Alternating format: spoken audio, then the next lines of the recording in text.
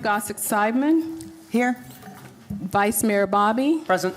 Mayor Zelniker, Here. Town Attorney Rubin, Here. and Town Manager Labadie. Present. Thank you.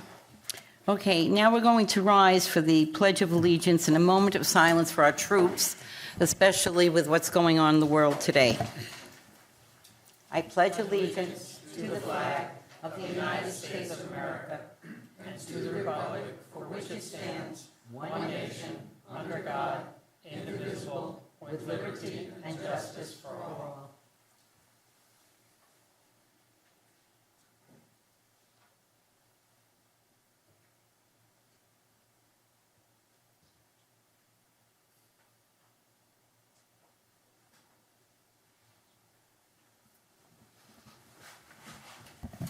Thank you, and we certainly hope all of our men and women in the armed forces are taken care of and that they remain well.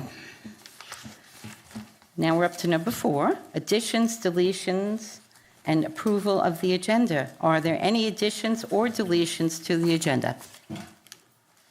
Peggy? Any? No? Vice Mayor?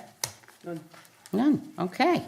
Okay, is there a motion to accept the agenda? All in favor, say aye. Aye. Aye. Okay. Is there a motion? We need a motion. I so move. Okay. Okay, second? I second. Okay, and then all in favor. Aye. Thank you. Thank you. Okay, civility pledge, the town clerk. We will be respectful of one another even when we disagree. We will direct all comments to the issue. We will avoid personal attacks. Politeness costs so little, by Abraham Lincoln. Thank you. Presentations and proclamations, we have none this morning. We do have public comments and requests on non-agenda items only. Public comments are now open. Each speaker will be allowed 5 minutes to speak on non-agenda items only. Please raise your hand if you have something to say. Tim?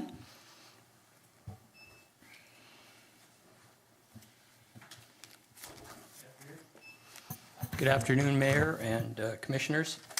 My name is Tim Burnich. I live at 4505 South Ocean Boulevard, which is the 45 Ocean Condominium Association. We have 2 buildings. I'm here today as treasurer of our association, and I want to read section 12-2, construction site cleanliness, construction site safety. Paragraph A.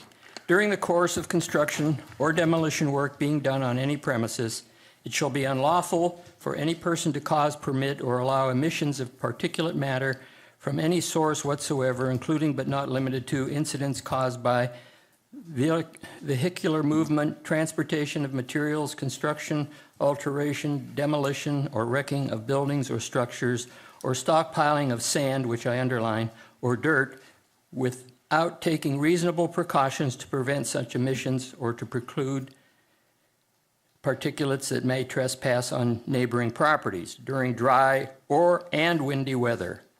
In case of stockpile of particulate material, such materials shall be stabilized by adequate coverings, by wetting or chemical application, so the satisfaction of the building official. Now, as of today, we finally got up the screens that are supposed to separate our 2 properties. This has been under construction and demolition for a couple of months now.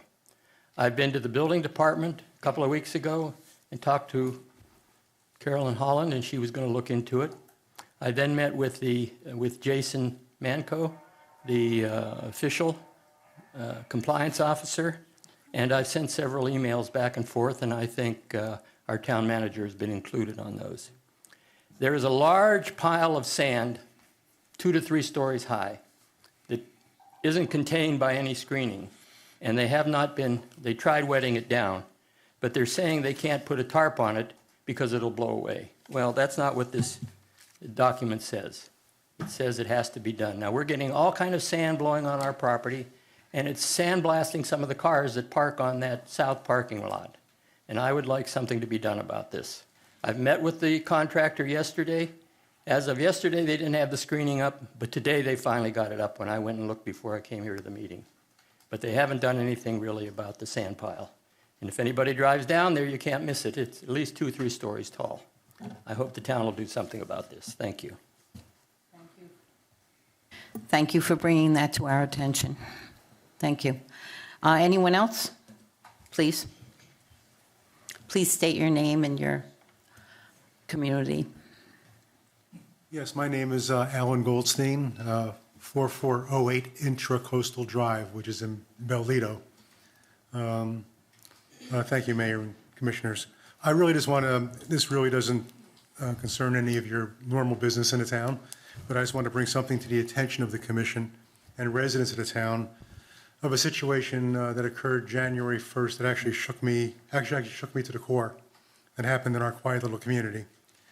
First, you should know I'm from Pittsburgh and still have a home there. I'm very active in a tight-knit Jewish community.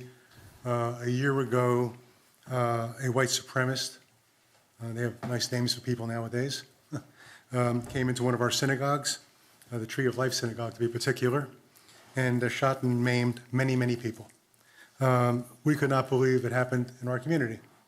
And unfortunately, this murderer had been preaching his hate message on the streets of Squirrel Hill for some time. That's the Jewish community which I'm from, and a section of Pittsburgh, and I'm sure I saw him. But like others, did nothing, chalking it up to, you see people talk to themselves on the street. You see a lot of people who have mental issues. This past New Year's Day, I was fortunate enough to have my children and grandchildren here in Pittsburgh, having a great time. And my son took my granddaughter, Brooke, on, I call it a jet ski, they call it a personal watercraft. Okay?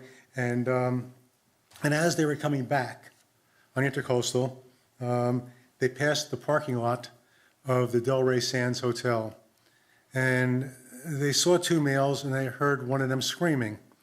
And he had the Nazi salute and yelling general anti, I don't know initially if he was yelling them particularly at my kids, but he was just yelling his Nazi anti-Semitic propaganda. When my son heard it, my son couldn't believe it also. He's from Pittsburgh. And he turned the watercraft around. I always tell him to bring his iPhone with him in case there's a breakdown. I'm fanatical about that, so I could find him, especially my granddaughter. He can go, my granddaughter. So he had it. He turned around, smart enough to put a video on, and actually shot the pictures of him, a video with the anti-Semitic rhetoric going on. And then the second gentleman, seeing that he was there and what he was doing, actually looked at my granddaughter, pointed a camera at her to shoot a picture, as if to intimidate her, like, I'm going to get you. Anyhow, when they got back, my son told me what occurred. I called the police, and I called Chief Hartman. It was January 1st, and Chief takes phone calls on January 1st.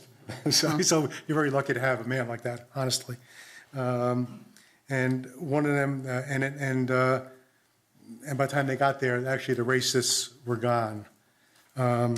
And I took some screenshots of, which I'll pass around to you, of what he saw. I'll give it to you. And this is the second one where the guy's shooting my granddaughter with a camera.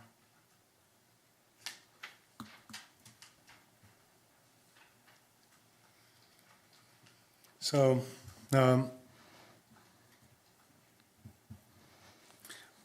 one of the people, as you could see, had a shirt on, Benjamin Moore. So my son spoke to the head office of Benjamin Moore, wherever they are, who were kind enough to contact the local people in the area, and they recognized them. So Chief Hartman has their names. But, and Detective Martinez, I think they contacted him directly. They don't want to give the names to us, concerns of slander, which I understand, I'm an attorney. Unfortunately, I don't know if any crimes were committed. I'm an attorney, okay? So I'm not saying any crimes were committed. We live in a free society with free speech, even if it's hate speech. And I like living in that kind of a situation in a sense, better than the opposite. But I think what I'm saying here is that we need to be vigilant. We need to watch out. We need to report it. I don't want the same kind of crazy thing that happened in Pittsburgh ever coming into our gathering, into our neighborhood or our area to do the unthinkable. It was interesting because my granddaughter is from Pittsburgh. She goes to Hebrew school there, and there's guards outside. We go to synagogue for high holidays in Pittsburgh. There's a platoon of police outside the synagogue. Never before, you know what I mean? Any place you go, and to a 7-year-old girl, she wonders why, and she asked me, Grandpa, why do these men hate me? And why do they want to hurt me? And I don't have an answer. Thank you. We thank you very much for bringing this to our attention. As Elie Wiesel had said, when you see something, we're negligent if we don't say something. And I appreciate that you made this presentation. Thank you. Also, I'm sure everybody noted, St. Lucy's also has gates on the church. And I said at the last meeting, our police department is giving them more vigilant guarding and driving around, and if necessary, getting out of the cars. Unfortunately, this is the world that we live in today for our grandchildren and our children. It's a shame, but only we can fix it. Anyone else have any comments to make? Yes, John?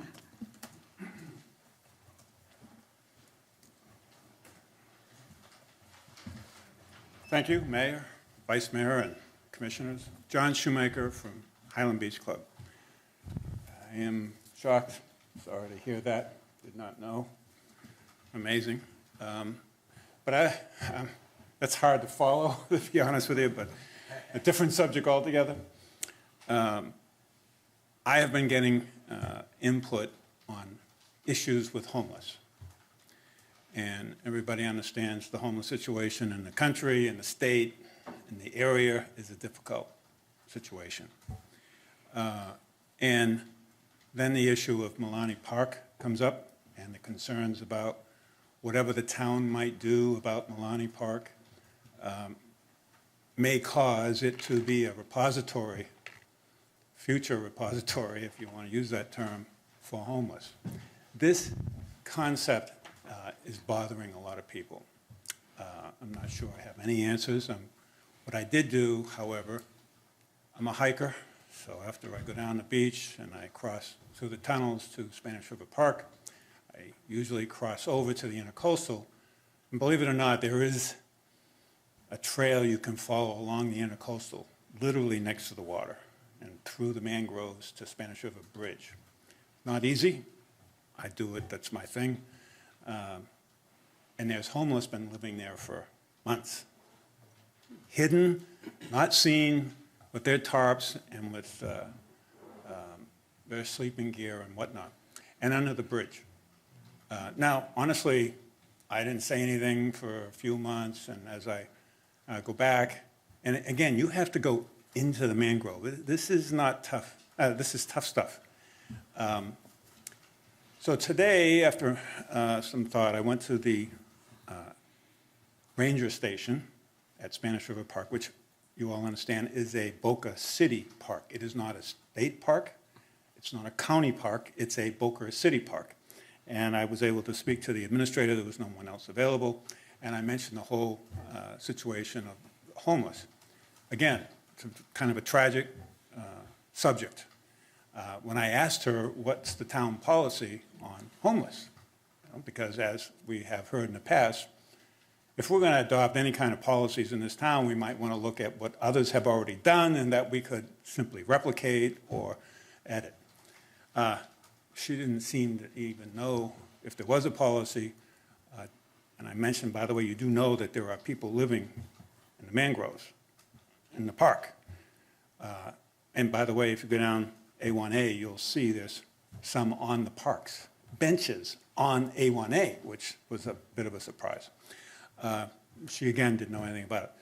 So with Linelda's help, I actually went on the website for Highland Beach.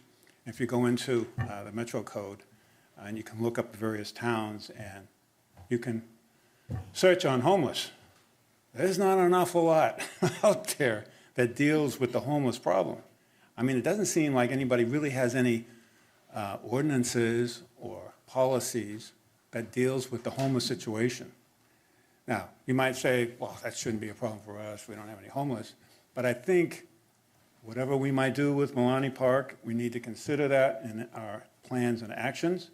And I just thought I would bring this to your attention so that we understand better that it doesn't seem many people are doing anything about homeless as the homeless problem increases. Thanks very much. Thank you. We appreciate your comments.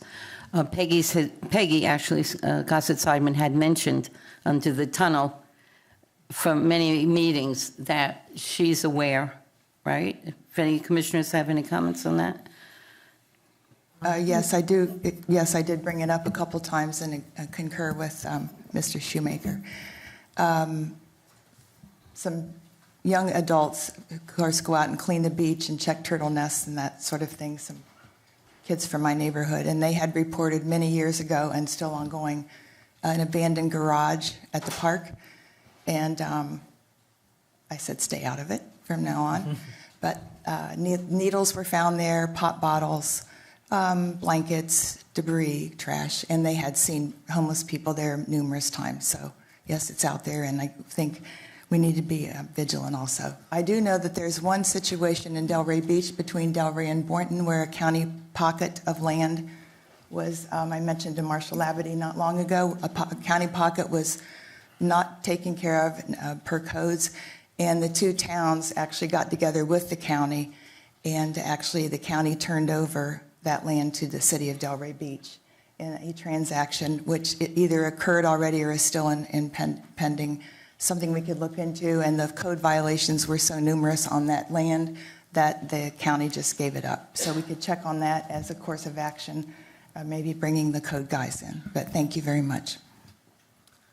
Marshall, could we contact the county and ask them, rather pointedly, to clean up that area and also to drain the swamp on the other side of the street so that it doesn't interfere with people walking along our sidewalks and into the street, which we do have codes that say you can't do that, and nobody has enforced it against the county.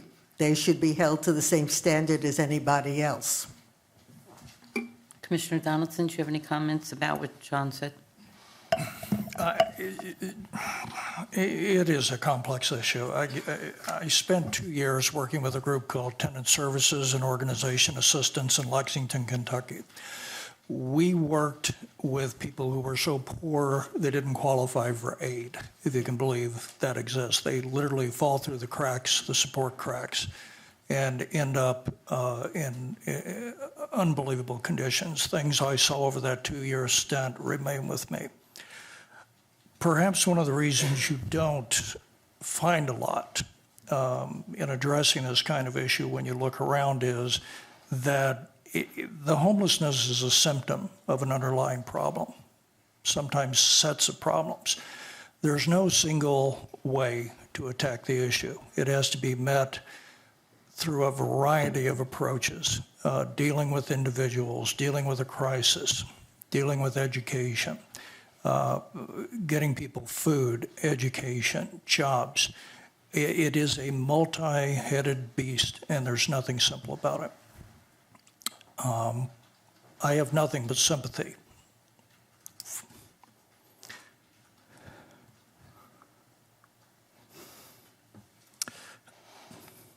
Okay. You're done? I have nothing but sympathy for people that find themselves in that condition. I wish we had better answers, truly do. So let's keep that in mind as we go forward. Certainly things we can do with respect to Milani Park, but we shouldn't lose sight of the fact that there are people involved here. Thank you. Vice Mayor? No comments. No comments. This is a problem which we all know and it has to do with society. It has to do with mental illness. It has to do with drug problems with the young and the old. As we know, maybe some people don't know, but years ago, we had issues with having a sober house in Highland Beach. I don't know if anybody remembers that. The problem has to do with society and how society is going to handle it. We just take young people and we put them from one group home to another, and then eventually there's no more money from the state or the government for these people, and they wind up on the street. It's a very complicated problem. We've been lucky in Highland Beach that we really haven't had it, but we all have to have sympathy for people who wind up this way, because no one wants to wind up on the streets. No one wants to wind up homeless. So we also have to, even though we don't want to have it in, quote, our town, we also must be cognizant of the fact there are people in town maybe that have grandchildren with drug problems, or whether they could be in another state or whatever. But this problem affects everybody, and everybody has to get involved in it, and that has to do with our government, our state. So I agree that it should be looked into as far as our own ordinances, but really, New York has the problem, San Francisco has a major problem. There's no answer right now, there's no solution, but we have to keep an eye on it for sure. Thank you.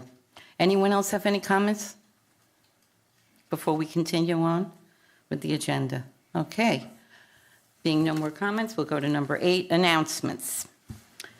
Board vacancies, Board of Adjustment and Appeals, 3 vacancies for a 3-year term. Code Enforcement Board, 1 vacancy for an unexpired term ending July 1st, 2020, 1 vacancy for an unexpired term ending August 1st, 2021, and 1 vacancy for an unexpired term ending May 28th, 2022. Financial Advisory Board, 1 upcoming vacancy for an unexpired term ending April 30th, 2022. Meetings and events. Town Commission meeting, February 4th, 2020, 1:30. Planning Board meeting, February 13th, 9:30 a.m. Town Commission meeting, February 18th, 2020, 1:30 p.m. Town Hall is closed February 17th, 2020, in observance of President's Day. Board action reports. If there's anyone here from any of these advisory boards and you would like to say something, you please raise your hand. Natural Resources Preservation Board, Census Complete Count Committee, Financial Advisory Board. Mayor, I have a letter from Mr. Stern from the FAB with his comments, and I know that Mr. Hillman's here if Mr. Stern's letter doesn't sum it up. So his action report says the Financial Advisory Board met on January 16th and discussed the fire department. We had an excellent presentation from the representatives of the Delray Fire Department. We were also updated on the true-up numbers, which reduced the cost by over $100,000. After a discussion on the contract with Delray and the services they offer, a top-rated fire department, with comments from the town manager, finance director, the public, and from our attorney, it was a consensus that we continue our contract and monitor the cost. If the commission determines they want to spend the money on consultants to look at alternatives, we will be happy to analyze the results. Mr. Stern, action report. Thank you. And Mr. Hillman had a report on the census, or no? No, I would agree. Okay. Please Okay. come to the podium because the people that's watching the television Okay. cannot see you nor hear you. But Thank you. on the census committee, there is an agenda item which Okay. goes over some of their action items for the census committee that you'll be discussing today if you want to move forward with any or all of those recommendations. Okay. All right, fine. We'll continue.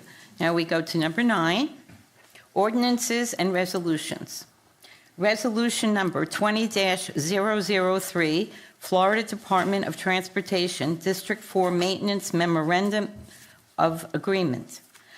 A resolution of the Town Commission of the Town of Highland Beach, Florida, approving an agreement with the Florida Department of Transportation for the installation and maintenance of improvements on State Road A1A.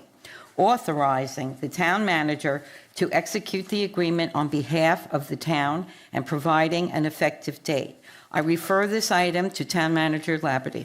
Thank you, Mayor. As I had indicated at our last meeting, there'll be a couple of these maintenance agreements as the last touch-up work to our permits with FDOT. So upon execution here, this covers our main permit.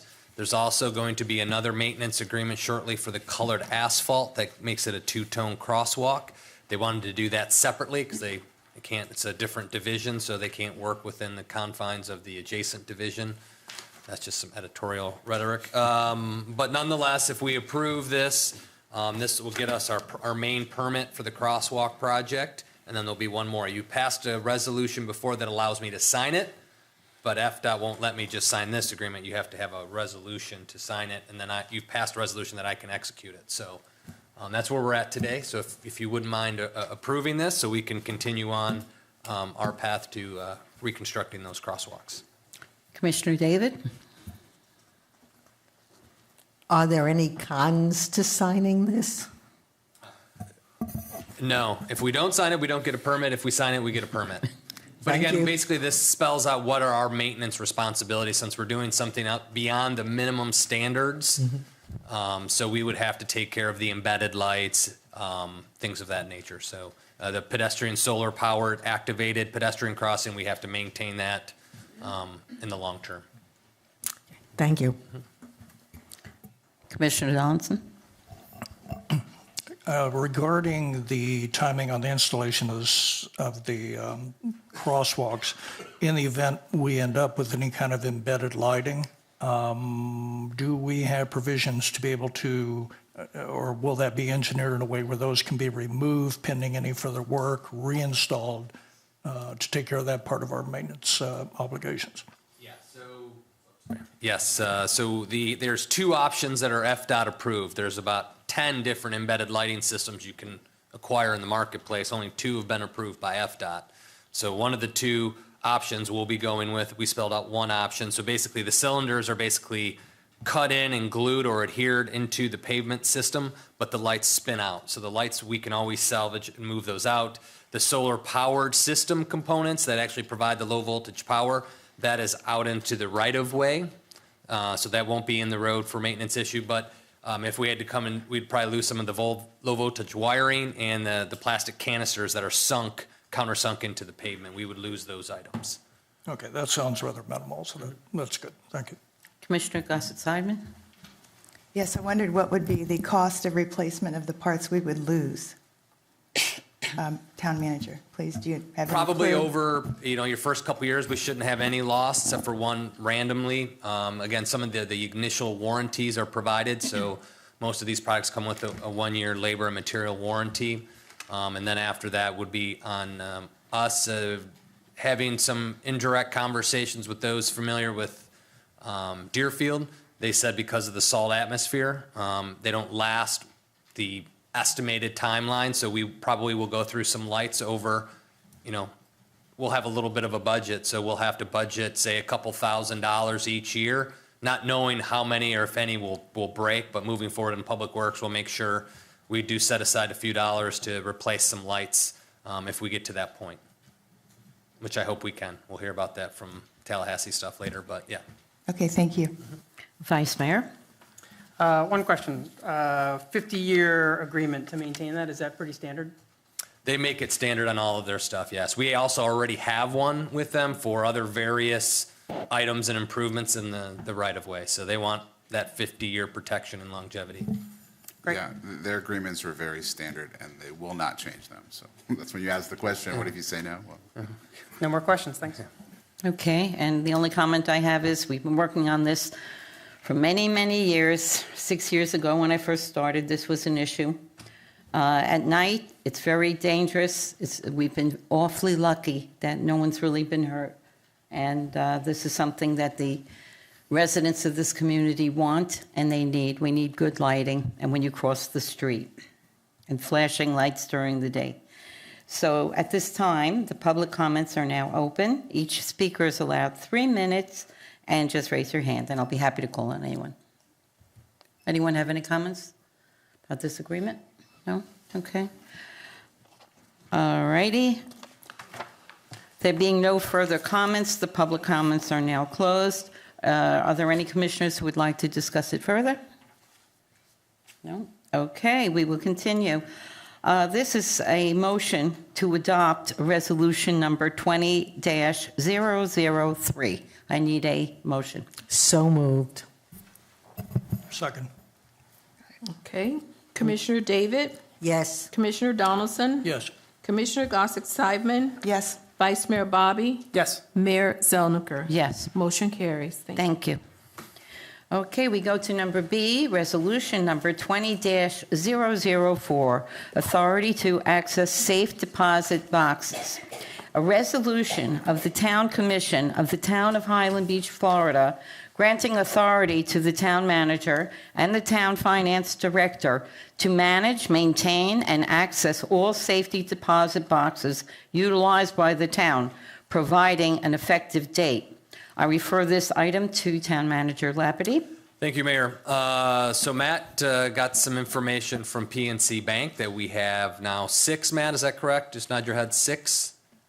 2, now we have 2. It was as many as 6 yet last week, now we're down to 2 safe deposit box. Linelda and Donna were able to procure the keys, but still in order to access it, we need to update the signatures because we have not accessed our safety deposit box since 2005.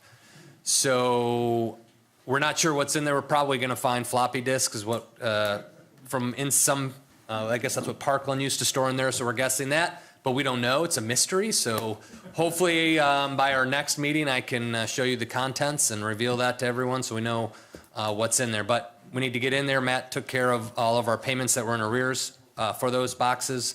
So they're still in our name. And once we get this resolution in place, we'll be able to access and see what's in there. Commissioner David? Once that's done, is there a reason for us to keep them? Matt's shaking his head no. I've never heard of a local government doing it, but Linelda said a few down here in South Florida do use them. It's kind of an unusual thing. I've never heard of a safe deposit box for a government, but if they're old discs and stuff, we'll probably bring them in, get them reformatted, get them onto our hard drive, onto our servers, and then we'll be done with it. So then, once we go into them, we can then Close them. close them out. Yeah, yeah.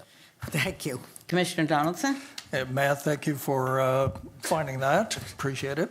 Going forward, if we do decide to keep them for whatever reason, for preservation of records, whatever, I assume this time we'll keep a corresponding list maybe of what's in the boxes somewhere, so we'll, That would be a good idea. so the commission 20 years from now will know what we did. Okay. Correct. That's fine. Okay, thank you. Commissioner Gossett-Seidman? No comment, just that it's another great mystery solved of Highland Beach. Thank you. Vice Mayor? Should we reach out to Netflix, maybe do a documentary on opening the safe deposit box or like a break-in or something? Yes. Yeah, right. Way to cover some tax dollars? So, no, get rid of them. We could Thank try you. it. I'll bring in a little with the iPhone one. Maybe we'll do a little Facebook Live and maybe we'll Exactly. have an opening. No other comments. Okay. The only comment I have is, about 3 years ago, we found that the signatures were never changed from many, many years ago. And I found that out because of my own condominium, because then when I was active in my condominium, we found out that there were people there that had passed away and that moved or whatever. They weren't even in the condo anymore. At that time, I found out from the bank that I said, oh, I'm involved with the town. Can you check the town's signatures? And we had the same thing. But they never mentioned, I went to PNC, they never mentioned the safety deposit boxes. So it should be very interesting. But just as a reminder, because it's election time in all condominiums now, when you have a new group of people come in, you must change the signature cards for the banks. So it's a common thing, the banks say, that they don't, that condominiums and townships don't do it. Okay, at this time, any public comments? Yes, please.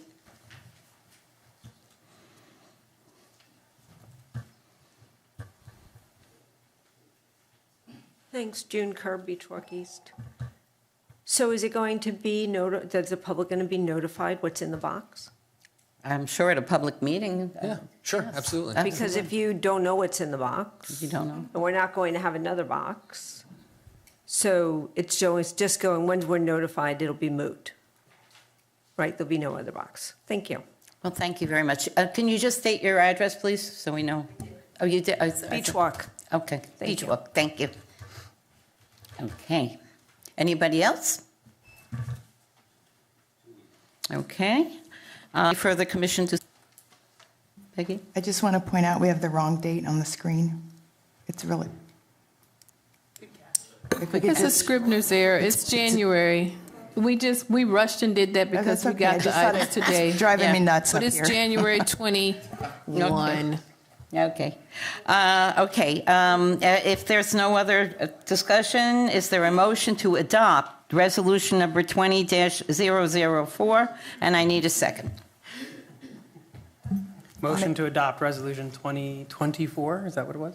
20004. 20004, apologies. I second the motion. Roll call. Vice Mayor Bobby, Yes. Commissioner Gossick Seidman, Yes. and Commissioner David, Yes. Commissioner Donaldson, Yes. Mayor Zelniker. Yes. Motion carries. Thank you. We're up to number 10, consent agenda, none. Number 11, unfinished business, none. New business, okay? Advisory boards and committees, interviews, and consideration to nominate one member to serve on the planning board for an unexpired term ending September 1st, 2022. Board applications, we have 3 people who are applying for one opening. So before we start this process, I just want to say, we appreciate everybody applying. We can only pick one person for this advisory board. And I would implore the 2 people that don't make it, please, we need good qualified people on other boards as well.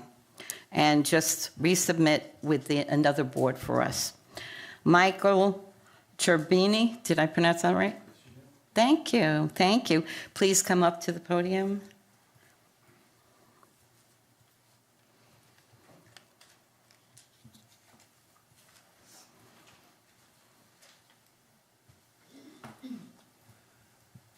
And give us a little background.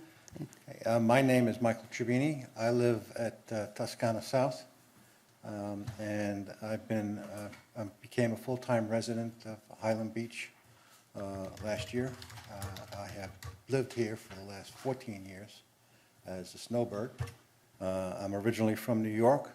I'm a retired engineer and business owner, and I'm in my mid-70s, and hopefully I can help lend some of my expertise to the planning board.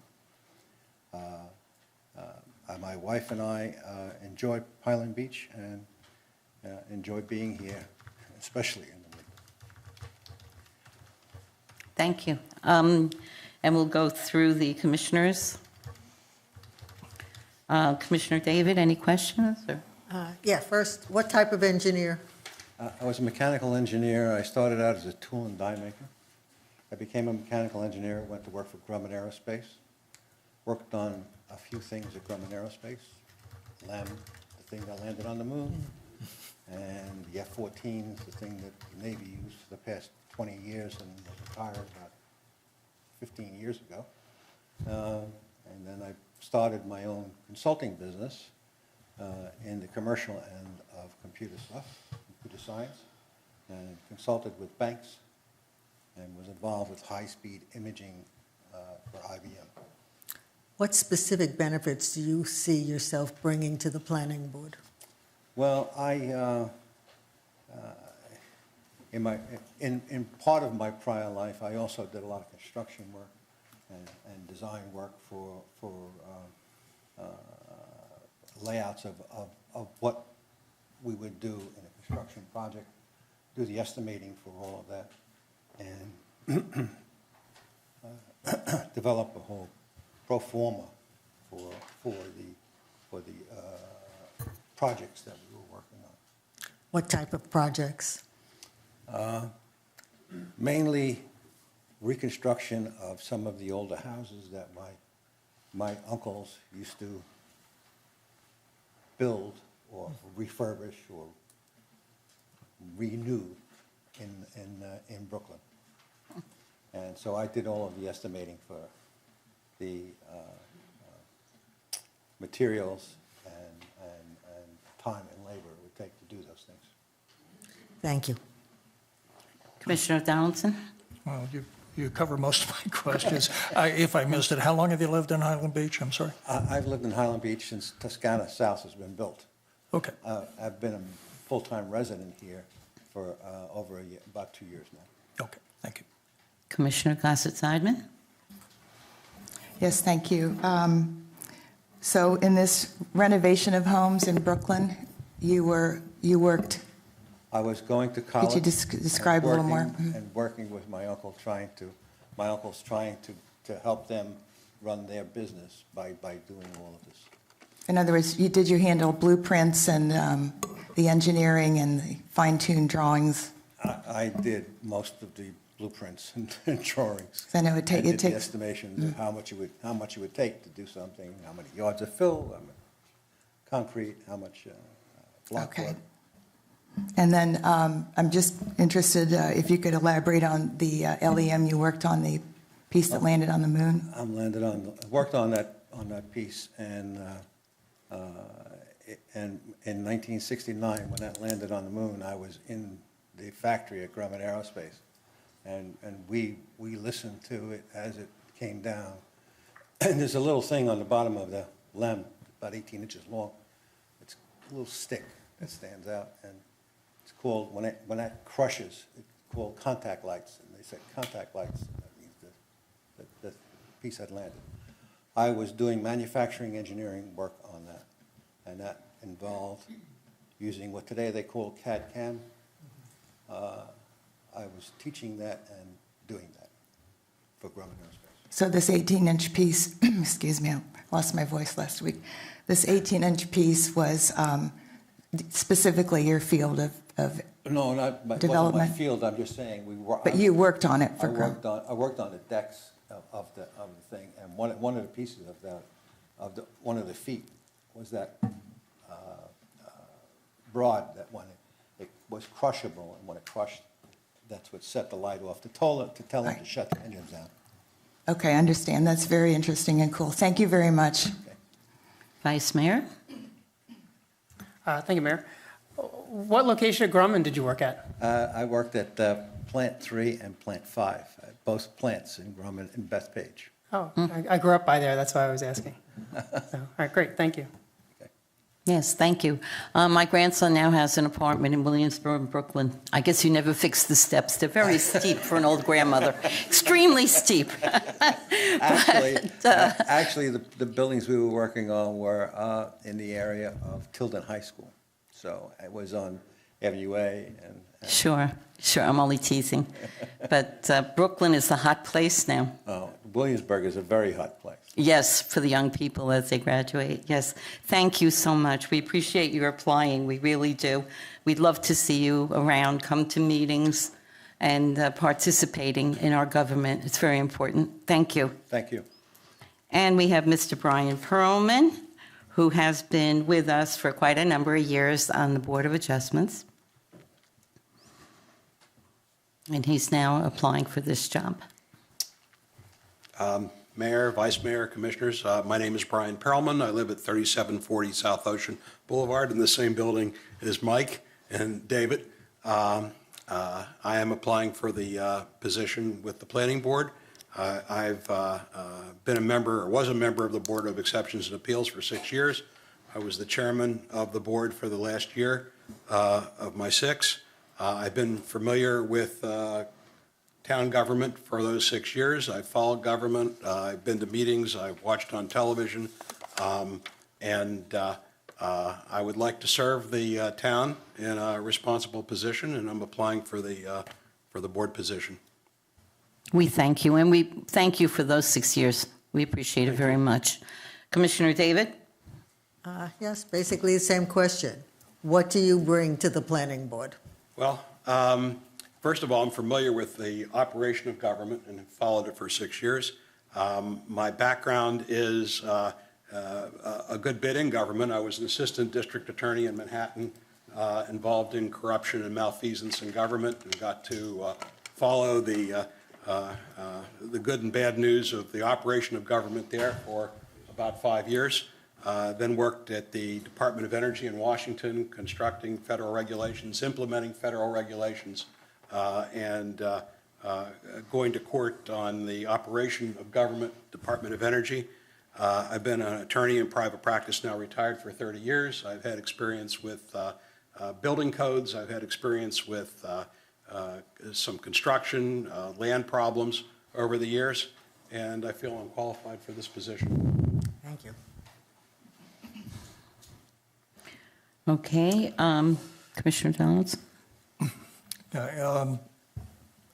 Brian and I served together on the Board of Rules and Appeals through some interesting times. Interesting times. Yes. Yes. So I know his background, his demeanor. I think he'd be a fine addition to this group. Thank you. We always have a lot of good people show up here. Right. So these decisions are difficult. It's particularly difficult when we have multiple guys because we have to only pick one, unfortunately. But I appreciate your stepping forward, appreciate all the work you've done over the years. Okay, thank you. And really don't have any questions, though. Thank you. Commissioner Gossett-Seidman? Yes, thank you. Yeah, thank you for applying. And I wondered, how familiar would you say you are with our codes and also with our currently upgraded codes? Well, when I was on the Exceptions and Appeals Board, I had to deal with the building regulations, and it was always an education to find out what you could and couldn't do as far as setbacks, heights, people building docks, et cetera, et cetera, et cetera. So I can't say that I'm up to complete speed on it, but I am familiar with 6 years' worth of hearing exceptions and appeals to the building code. Okay, so you're following the meetings and the... I try to follow as best I can on television. I understand. And as per docks and seawalls and all, have you been a boater? Are you very keen on that? No. You're aware of the codes for them, though? Well, we had a couple of situations where people wanted to build, expand their docks or build the platforms that raise the boats out of the water. So we had a couple of issues with that. That's my knowledge of that I area. understand. And then as far as working with the blueprints and the mechanicals and all that, if you did 6 years on this, would I be right to assume you're pretty swift on that? Mike's your engineer. Right. I'm not an engineer. I've seen blueprints with the Exceptions and Appeals Board regularly, and they were explained to us, and I think I can follow as much as any layperson can what they're all about. Got it. Thank you very much, Mr. Perlman. Okay, Vice Mayor?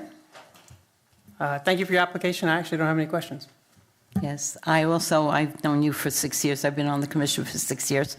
So thank you for applying. And again, it's a very difficult choice, and we need you to apply, not just you, all three of you. If whoever doesn't make it, please keep working for the town. The town needs you. Thank you. Thank you. Okay, and Mr. Roger Brown.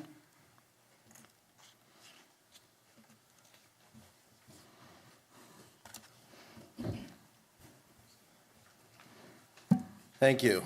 Roger Brown, 4314 Tranquility Drive and 4315 Tranquility Drive. Sorry I did not send a CV or a resume because I haven't had a job application in 35 years.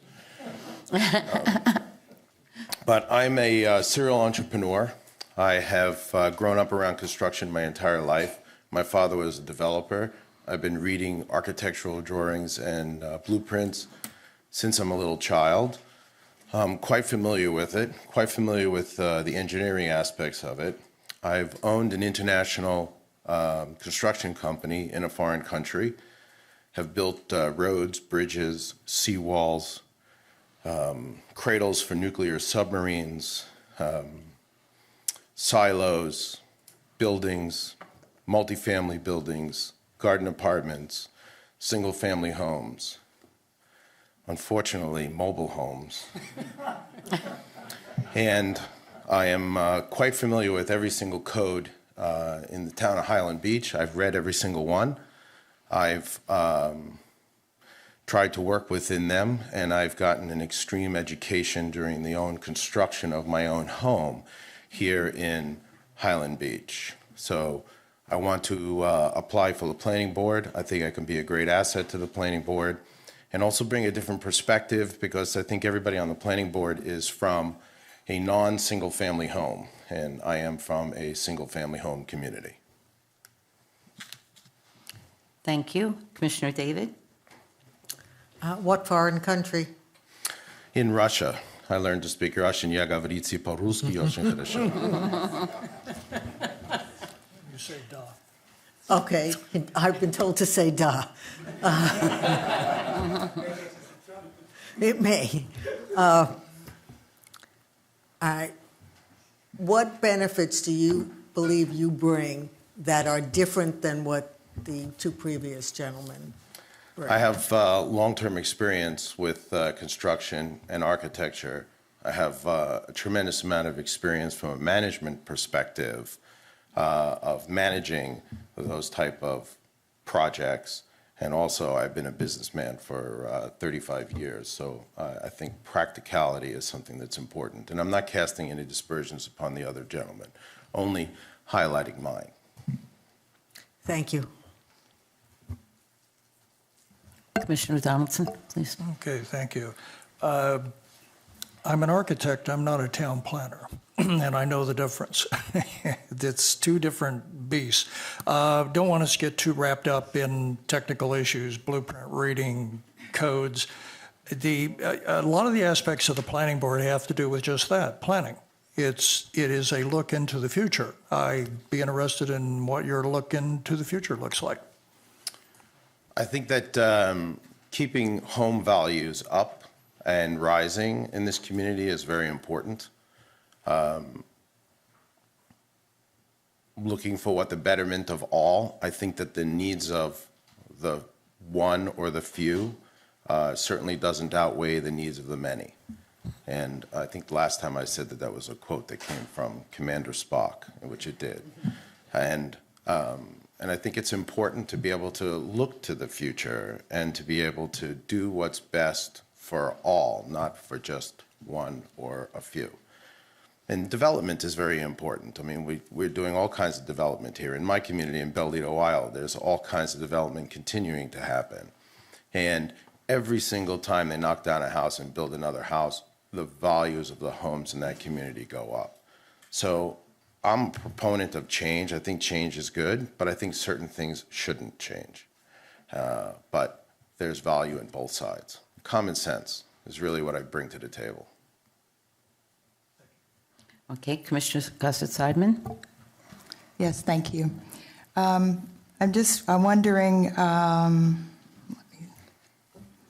you said you built bridges and roads. That's correct. Could you expand on that?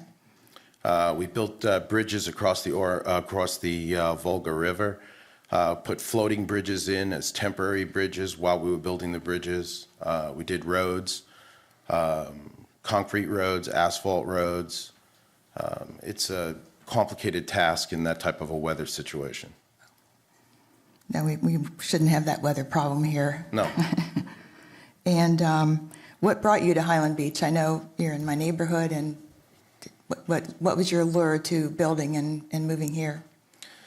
I used to live down in Boca Raton on Sweetwater Lane, and every time I came over to Spanish River Bridge, I felt like I was on holiday. So I lived across on Coventry Street in Boca Raton for 5 years. I've lived in Boca Raton for 34 years. And I only wanted to buy a house over here, and I couldn't find one that I particularly liked or fit my lifestyle. And then I was in Italy, and I saw the house that I live in now come on the market, and I bought it over the telephone. Oh, that's very brave. All right, then. Thank you. That will be all for me. Thank you very much. Vice Mayor? No questions. Okay, and the only question I did have for you is, most of our residents live in the condos. I'm sure you're familiar with that. And a lot of our condos are aging. And would you have any advice or thinking about, bringing some of the condominiums up to code, and any thoughts on condominiums? Well, the codes are the codes, and the codes sometimes change based on the needs of whatever the town is at the time. And bringing everything up to code, I think, is important. I mean, first of all, safety is really important. And I just bought a house across the street from me, as a matter of fact. Had it inspected. Unfortunately, the inspectors didn't catch everything that they should have, and now I'm paying the price for it. But having it all fixed and making sure that it's safe. But if people in the condos, it's a different lifestyle. It's not the lifestyle that I choose. But I think that maintaining the value of the condos, many of the condos are being redone on the surface and internally. And I think that that's important to do, to be able to maintain the value of that real estate. Oh, thank you very much. Okay. I appreciate your applying. I truly do. Okay, at this time, public comments are now open and welcome. If anyone has any comments, this is the time. You have 3 minutes. Yes, Mr. Hillman?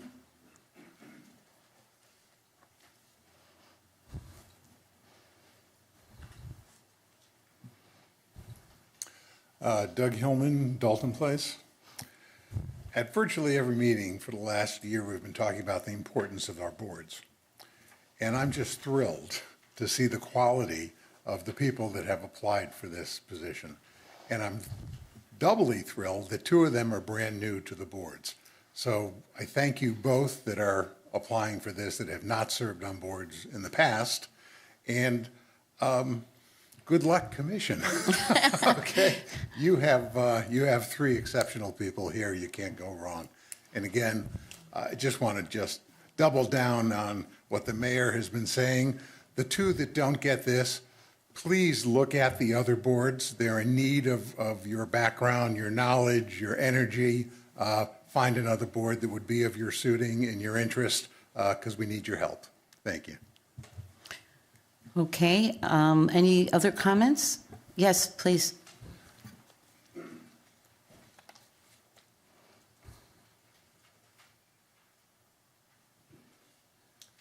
Thank you. While the past experience is quite impressive, I'm wondering if going forward any of the candidates have experience in sustainability, both on the infrastructure and the residential construction, be it condo or single family. It doesn't make a difference.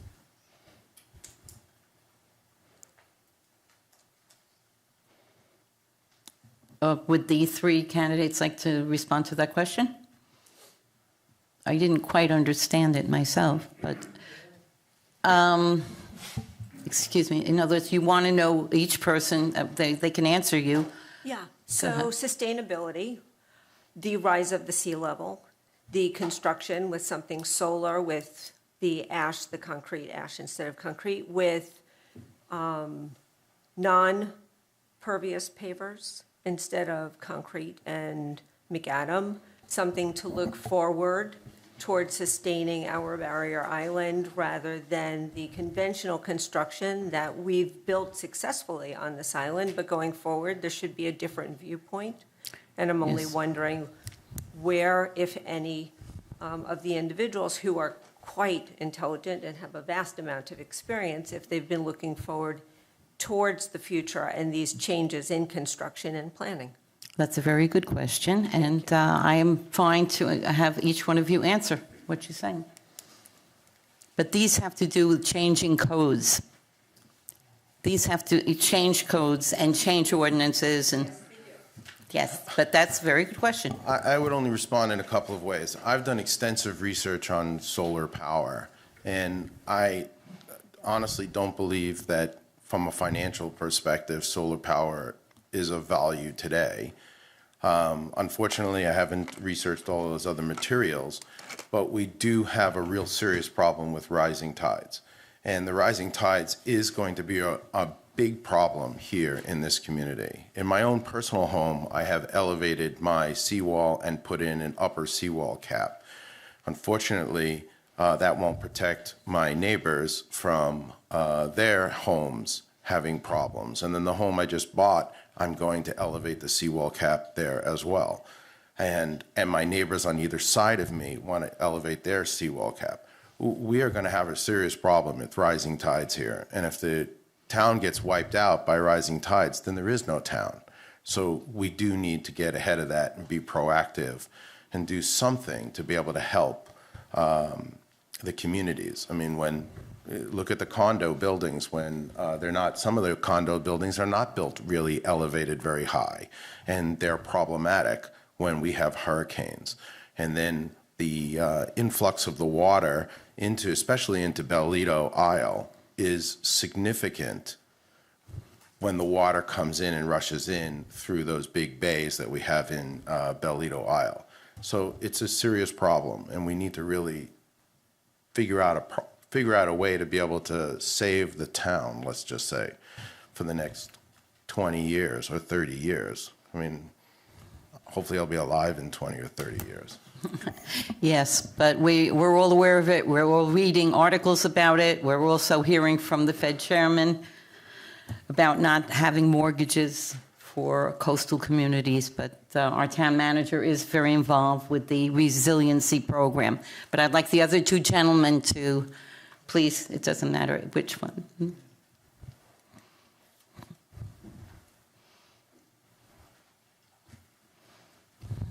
Well, I do think that climate change is a huge problem. I think it's a problem for our community.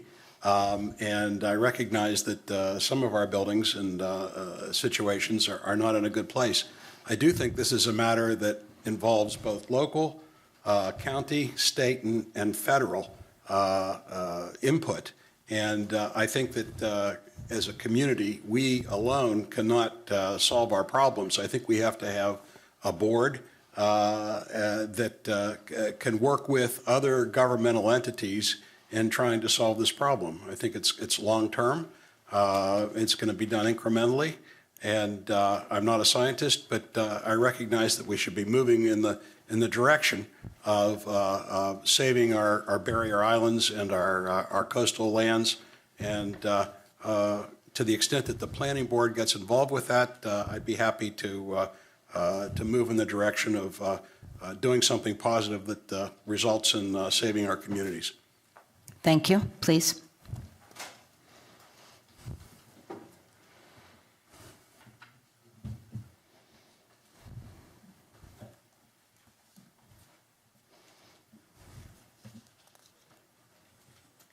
Thank you again. The fact that we would have to change so many codes and issues with both state and county and town, it seems to be we put a lot of emphasis on how we're going to sustain something 20 years from now. We don't know what the code's going to be in 4 years and what the state's going to impose on us to do that.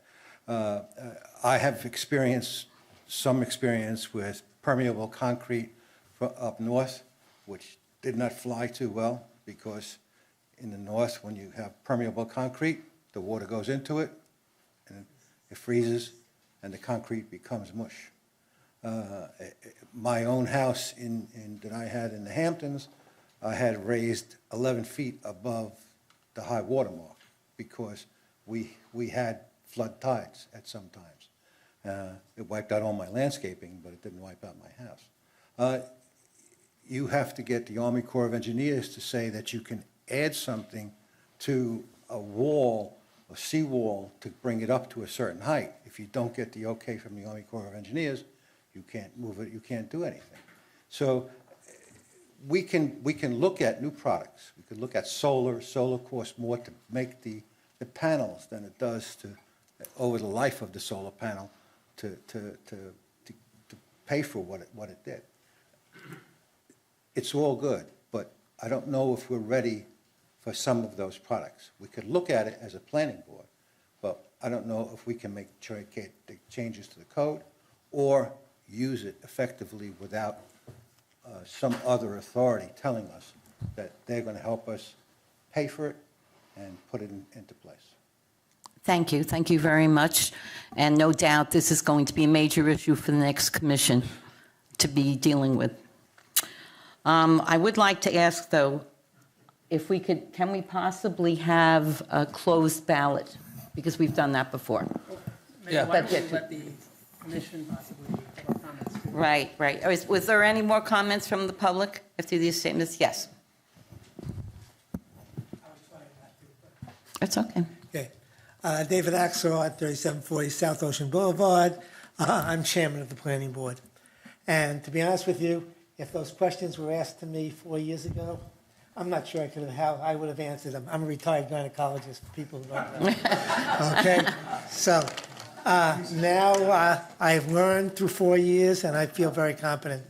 All three of these candidates I interviewed, they're all excellent candidates. I've made my recommendations, obviously, to the boards. Two of them are my very good friends from my building. But going forward, I think that, I don't think we'll pick one. The only thing I can suggest is out there, we've currently had, if you look at the last meeting, discussion, there were three vacancies on two different boards. And I don't know what our board does that's so great, but certainly I recommend that people look into those other boards and do something. Thank you. Thank you, David. Okay, and we're going to have one last round of commission discussion, and the vice mayor. We haven't had a first round. Okay, yeah, sorry. Go ahead. Okay, thank you for letting me start. Three really great candidates, very, very qualified. I have pretty strong opinions on this one. I think Roger Brown is actually the ideal candidate, and I'll go through why. He's a single-family home member. We don't have any on the board. We haven't had any single-family home members on the planning board in a long time. He's a waterfront property owner. We haven't had a waterfront property owner on the planning board in a long time. He does know architectural plans, construction documents. I can actually verify that. I've had a lot of conversations with Roger over the last few months on seawall construction techniques. I actually asked him to look at a new kind of seawall that's going in place in surrounding communities recently. It's a pour-in-place seawall opposed to the precast and king pile, which you see everywhere. He actually gave me some good advice on it. So he not only understands it as he can read it, he can actually comment on it intelligently from almost an engineering kind of background. This is interesting, but he actually represents the more prevalent views in the Bellito community. And that actually came about as an accidental piece of information. So later on in this meeting, we're going to talk about parking. And I had pretty deep conversations with 15 residences around me. 12 of the 15 actually knew Roger and said, by the way, he'd be really good on the planning board. And one of the residences actually wrote the town manager an email saying, as a resident, I would endorse Roger Brown as the planning board person. So that was sort of interesting because that was not the intention of speaking with all these homes, but he represents a lot of the zeitgeist in the community. That's pretty rare. I live in the community. I'm sure I don't represent as much as he does on this. He built a home in Island Beach, so he's walked the walk.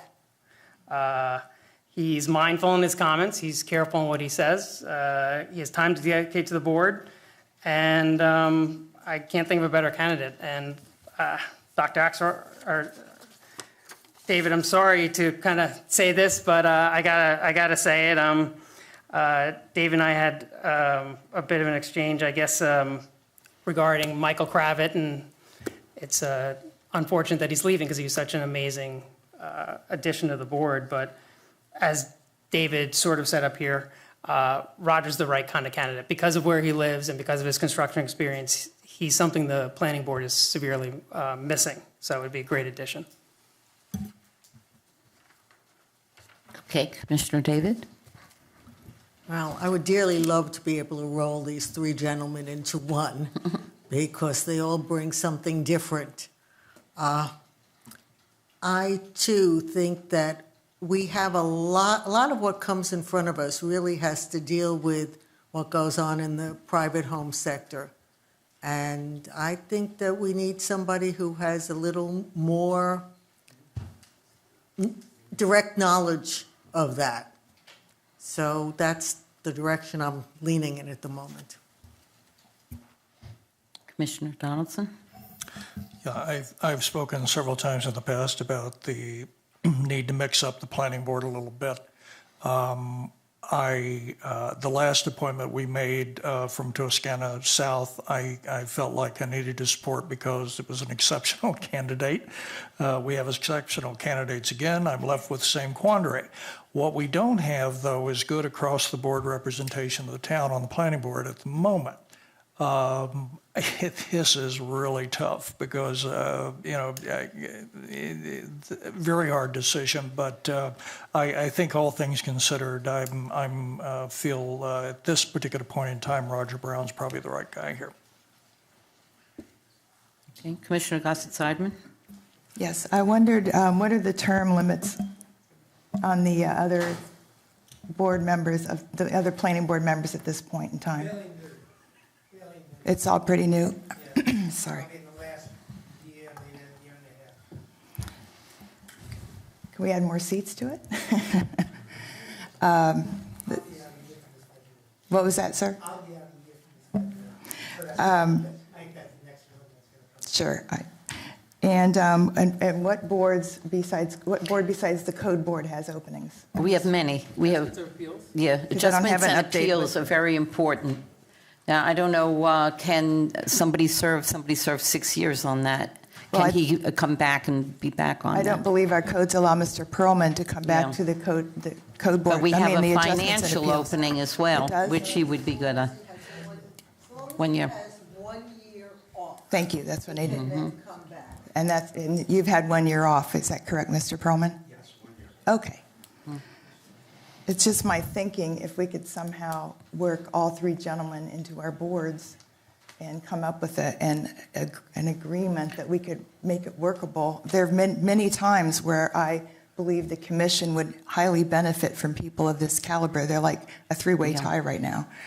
And is there any way we could sort of negotiate and work something through where we could retain two on other Well, I boards? think we have to stay in Well, focus that's why right I'm now. asking. Yeah. I am mean, focused, but for the two who do not possibly make Yeah. it today, is there an maybe alternative today? Yeah, no. Yeah, that why we not? could work with now? Where's our attorney? Yeah. In other words, I believe that we can ask. Right. We'd have to start the Yeah, whole you have to process be over again, interviewed by right? Exactly. You the can't appoint them chairperson. tonight. This is Okay. just, Okay. or this So afternoon. the answer is no. That's what my question is. All right, well, that would be the goal, but in the meantime, I'll rest my comments. Thank you. Okay. I would like a closed ballot, if that's okay with my other commissioners. It's- Ballot number 1, so please. And just for the public's reference, the ballots do become public record, but. That's okay. it's written.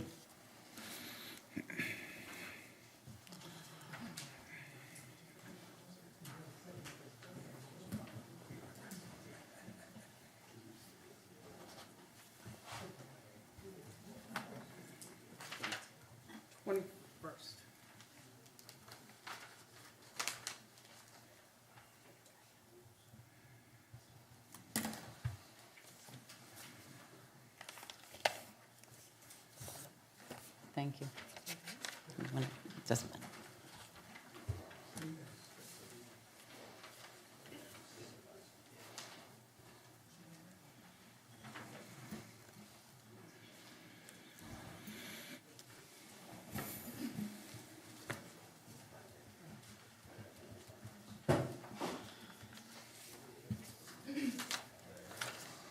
Unanimously, it is Roger Brown. Thank you. And the other two gentlemen, please, again, I'm begging you, please, we need somebody really good. You're both business people on the financial. The financial board's very important. I think there's one opening right now, and I think in March there'll be another one. So there will be 2 openings there, and that's very important for the community, our financial advisory board. And I thank you for applying. So, Mayor, we need a motion to appoint Roger Brown to the Planning Board to serve an unexpired term ending September 1, 2022. Okay, I need a motion. I move we appoint Roger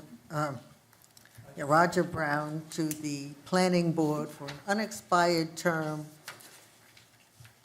start to end September 1, 22. 2022. I'll second. Okay, roll call vote. Commissioner David? Yes. Vice Mayor Bobby? Yes.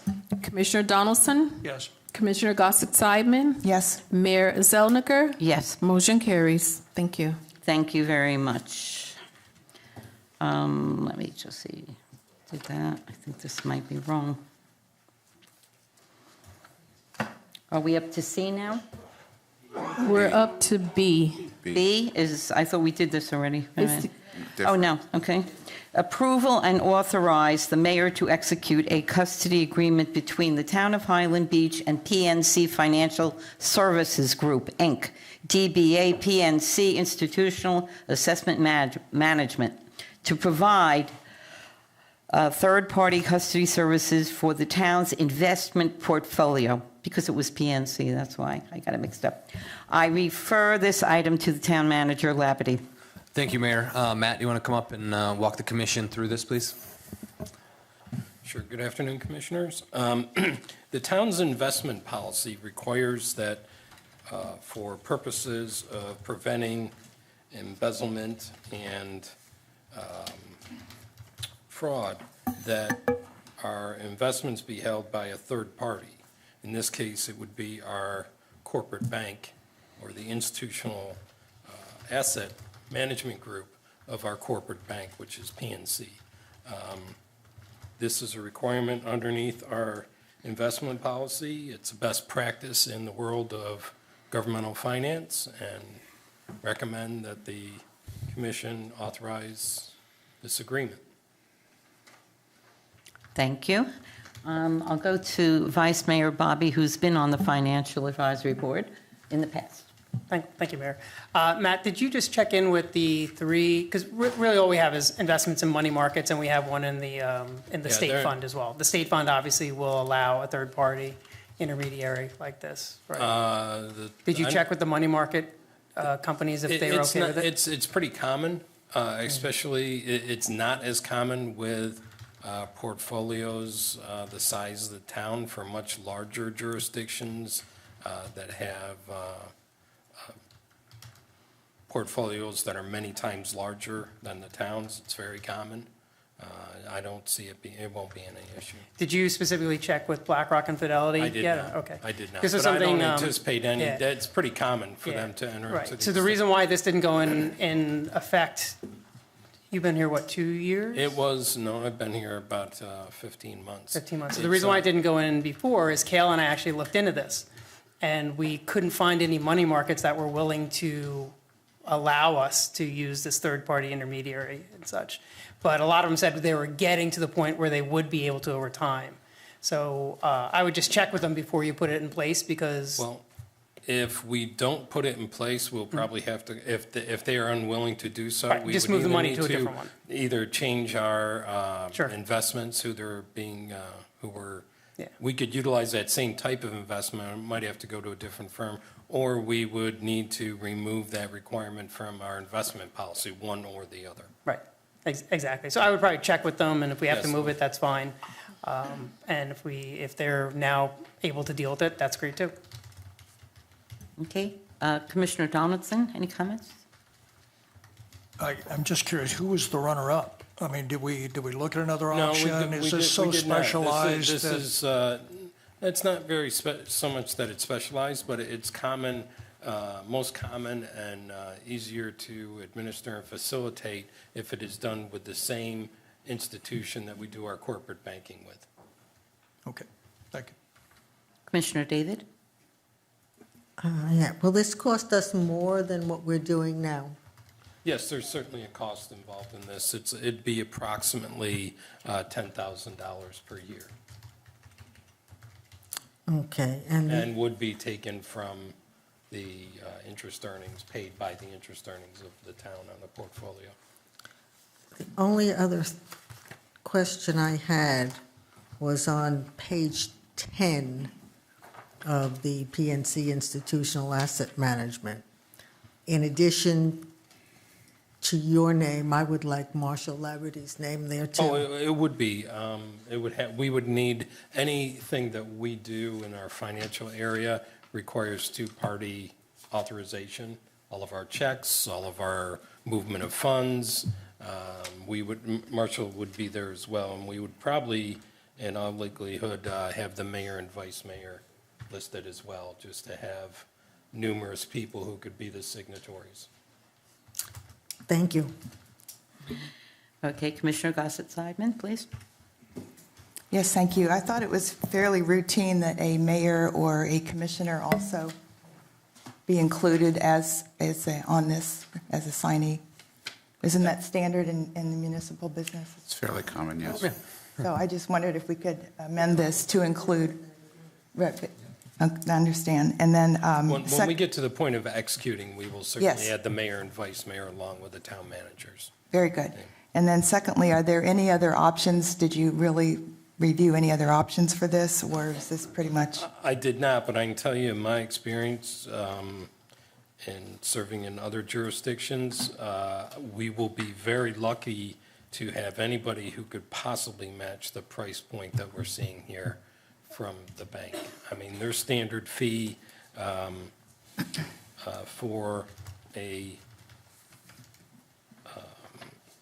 a portfolio of this size would be nearly double what we're getting from PNC Bank.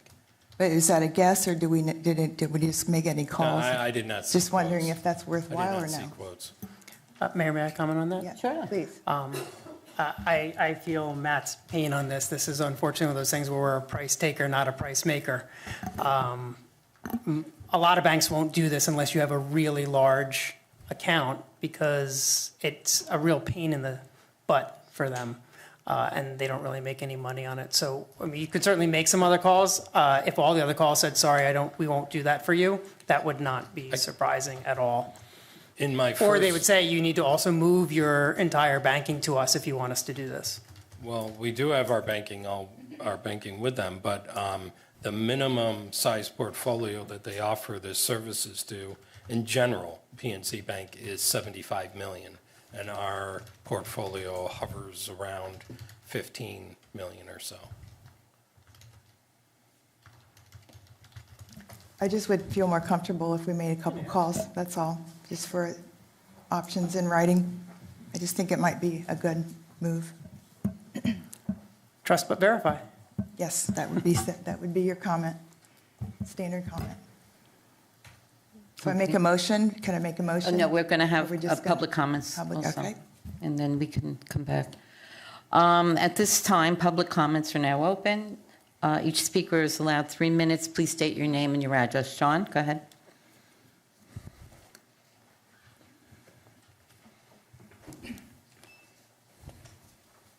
John Ross, Casarina. Peggy's right, Matt's wrong. These people hold our money, they're our bank. These are the guys, we left 6 safety deposit boxes hanging in the wind. By the way, one would hope that when you do this and actually authorize people, that someone keep a record of that and write the date down in case you're not working here in the future, because this is a decent amount of money. Everything that comes up is sole sourced here. Week after week after week, we see one sole source after another. That's bad business. I don't care what Matt's experience is. Make a couple of calls and ask people, how much would you charge us if we threw in the rest of our banking? Use every opportunity to be competitive. Don't spend on a say-so. It's my money. It's his money. It's their money. Make believe it's yours.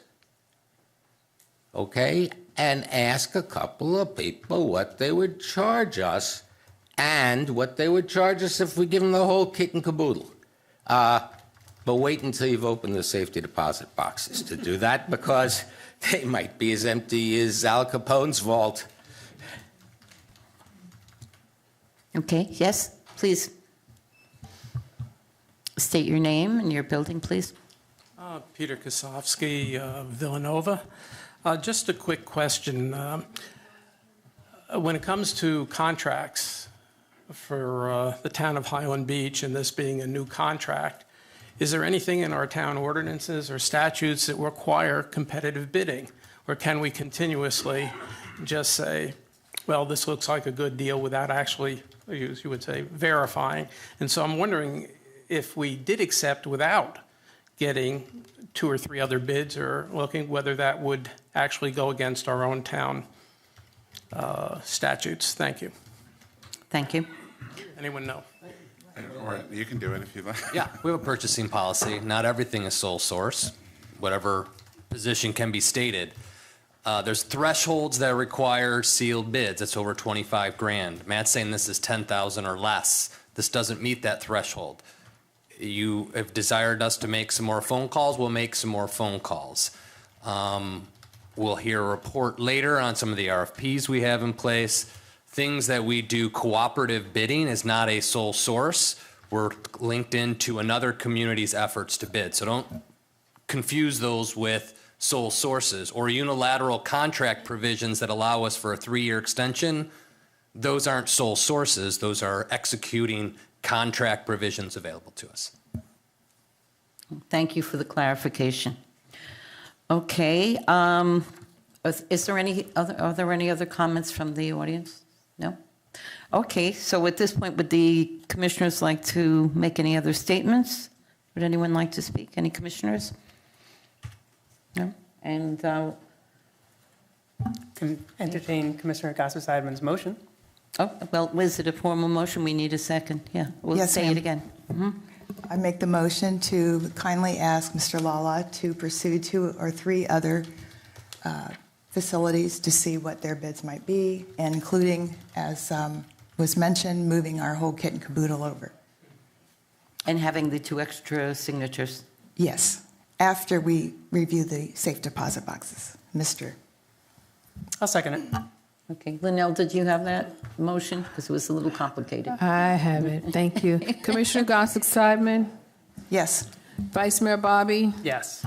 Commissioner David, Yes. Commissioner Donaldson, No. Mayor Zelniker. Yes. Motion carries 4-1. Okay, we're going to number C, discussion on public school bus shelters along State Road A1A in conjunction of the proposed Florida Department of Transportation RRR Improvement Project. Commissioner Donaldson, and I refer this item to Commissioner Donaldson. Thank you.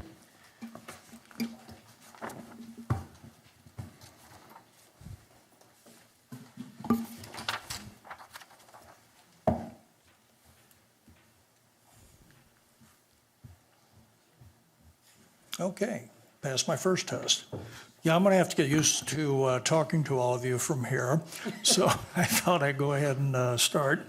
This is a little item that I've had interest in for quite a while, and just wanted to throw it into the mix, get a little discussion going, talk about some possibilities, and see where it might take us. We've all seen groups of kids standing by the road in Highland Beach waiting to catch the school bus. It's not always a pleasant experience. Sometimes it's dark, sometimes it's rainy. And we don't, other than our library and the wonderful children's programs and study sessions, things they have there, we don't do a lot of outreach to our children in town. And this is a wonderful town for children. It's safe, it's fun, you have beaches, you have the Intercoastal, you've got A1A, it's a nice place to live. So I've been interested in what we might want to think about doing at some point. So in looking at this and checking it out, did a real quick scan to find out, what are they doing now? Currently, they're doing student pickups at Toscana, Highland Beach Drive, Bel Air Drive, and down at Boca Cove Lane. Not very scientific, but I will say just in watching and looking at this over the years, the region down between Bel Air Drive and certainly Boca Cove Lane gets a lot of activity from families and the kids. So I'm not suggesting we have to have bus stops every 50 feet in town. I'm saying let's take a look at what we have, what is really the most utilized area or areas, and maybe give it some thought. And the second thing I wanted to mention is, what does it look like? We've all seen the pretty standard out of the catalog bus shelters, but there are other options. They can include solar power, they can include some signage. I like the one on the right that's a bit of glass with some etching of recreational themes. The one on the left upper has some embossed artwork, again giving us a chance to involve some of the youth in the community. And the one at the bottom shows more of a context within the kind of landscaping that we would like to see to add to the community experience and that neighborhood, not detract from it. And we're certainly aware that there are bus shelters that aren't very attractive and do detract. So we would have to keep a close eye on that. The other thing that I think, in thinking about where we could go with this, and also as a consideration is they tend to pick up the kids in most places at corners. There's a site triangle issue that of necessity starts to involve our friends at FDOT. So the property also might, in some cases, infringe on FDOT. It may be split. We may find we need to be talking to the adjacent community as well as FDOT. They are a necessary force in our town. They are our Main Street. Cost. So these aren't terribly recent numbers, but they do that I found. But double checking with some other catalog kind of costs, they tend to bear out about where these things fall.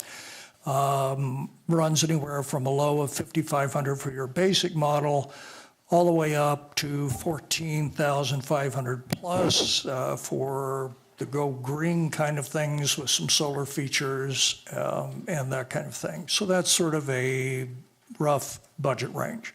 I have no doubt by the time you add permits and a bunch of other stuff, it could run higher. So that I would caution is probably where you start, not necessarily where you're going to end up. Landscaping, enhanced lighting, whatever you feel you might need at some point. Certainly the most cost-effective option is this. I wouldn't overlook it, but we've been down that road before as well. I think the next step is to give some thought to some community outreach. Certainly, you don't want to do anything if the community has no interest. The areas where we know we have a congregation of bus pickup, it would be good to check with them, see what their thoughts are, take a look at the sight lines, take a look at the land ownership, and see what's the level of complexity. So that is it. It's just a thought, something to throw into the mix against the time when we may need to start accumulating a little bit more of some thoughts and ideas for our planning commission to tackle as we look to the future and look for ways we can improve the community. That's it. Thank you. Thank you very much. We will have a commission discussion on this right now. This is for the future. Commissioner David, do you have any thoughts? Yeah, I was wondering if anyone has requested this. It doesn't seem to me in this town that there's a huge need for this. And I'm wondering if, people who live in the areas where there are bus pickup, if they come to the town and said, can we have something like this? And I'm also concerned, going back to what Mr. Schumacher said about homelessness, that these might attract. And if you've got homeless where I do sympathize with anyone who finds themselves in that position, I don't know that I want to present something that they would find attractive where I'm bringing my kids to pick up the bus. So I think there are a lot of things that go into play here. Commissioner Seidman, Justice Seidman?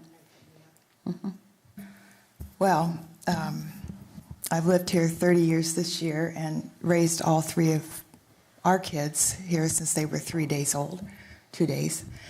And honestly, I've never been asked by a parent ever for a bus stop for their kids. So that, I just wonder where this is coming from. We had about 20 kids of my children's ages in the neighborhood of Bellito growing up together, and some went to public and others went to private schools, depending on where they chose. And I know that kids walk to the bus stops. It doesn't often rain in the morning, but we interacted with all of those parents and children all of these years and still are very fine friends. They've all gone off to college and grad school, and some are starting businesses already. And not once did this issue ever arise, so I just don't know where this is coming from. I've had parties at my house for kids with 2-story blow-up slides and 45 kids. And it just never, ever, ever came up. So in my opinion, given that we may or may not be in a triple R in 4 years with FDOT, and given that we have swale work and other repairs to be made along A1A, I think down the road, if we get 50 requests from people and we have, streaming winds and rain in the morning while they stand there or walk home, that we reconsider this. But for now, I just think it might be premature. But thank you very much for thinking of the kids, Barry. Okay, Vice Mayor? Thank you, Mayor. I echo both what Commissioner David and Commissioner Gossett-Seidman said. The old saying is, when you're a hammer, everything looks like a nail. And I'm for progress and improvements, and I know Commissioner Donaldson is as well, but I would certainly want to see some sort of widespread demand or request or something. I certainly wouldn't say no to something like this if there was strong demand for it, but I got less than 10 responses back when this went on the agenda from residents, and it was all against it, concerns about homelessness or that sort of stuff. But 10 people is not the pulse of the community, so I don't know what the pulse of the community is. So I have no problem exploring what the pulse of the community is to find out. Yeah, oftentimes I see the children in the morning. I'm more concerned, and I'm happy to say Chief Hartman takes care of this problem, when the children are dropped off, and sometimes I see it in Toscana. You have children there too, and they're dropped off, and I am very concerned because they are on the other side and they have to cross the street to get to Toscana. They drop them off on the ocean side. And the kids, they're children, and they start running out. And I'll tell you, there's been a lot of near misses. But I know that, and Chief Hartman, could you verify that you usually have a police car that follows the school buses, which is very, very important. The item you're bringing up, we all want to take care of our children, for sure. That's for sure. Yes, I do see them out there with umbrellas, and I do see them out there sometimes early in the morning when, I guess they go to high school, they get up really early. It would be something nice. It also would be something nice for the future when they eventually get to the RRR program. Even sometimes in the summertime, when people don't live here year-round, it's very hot, and even people walking might even want a little shade to have some kind of covering. But I don't know how good these glass, they're very pretty, but with hurricanes, we're a hurricane zone. I don't know how these would all be hurricane glass, I assume. They would have to be hurricane glass. It's something for the future, and I think the town definitely should think of taking care of our children. And if we're redoing things, and yes, I have heard some parents. You have some in Bellito, you have some very little children, like 3, 4. Yeah. I think even in the natural environment, we have one of our, I think the chairperson, she has 3, 4, 5-year-olds. We had a lot of children at the event, for the holiday event. So there are children here. We just, we have the library for the children, but anything we can do to make life a little easier. Also, we're helicopter parents in Highland Beach. I know some of the parents, when I say that, they don't let their kids stand in the rain. If it's a rainy day, they'll take them in the car and they'll bring them to school or pick them up after school if they have sports. Yeah, Peggy? I wanted to add, so that everyone is aware, that the bus stops actually are fluid, and yearly the schools try to locate the addresses of those enrolled, and of late there have been quite a number of families, young families with kids, moving into the south end of town in the townhomes and homes. It used to be they used to walk further to the bus stop until it became prevalent that a lot of kids were moving in. So if we built shelters somewhere, in another 3 or 4 years, they might have moved to a different part of town, so that has to be taken into consideration. But it's an excellent idea for the future, to look into it. That's for sure. That's my feeling. So this is just a discussion. Is there anyone in the audience who would like to make any comments about this issue? Yes, please.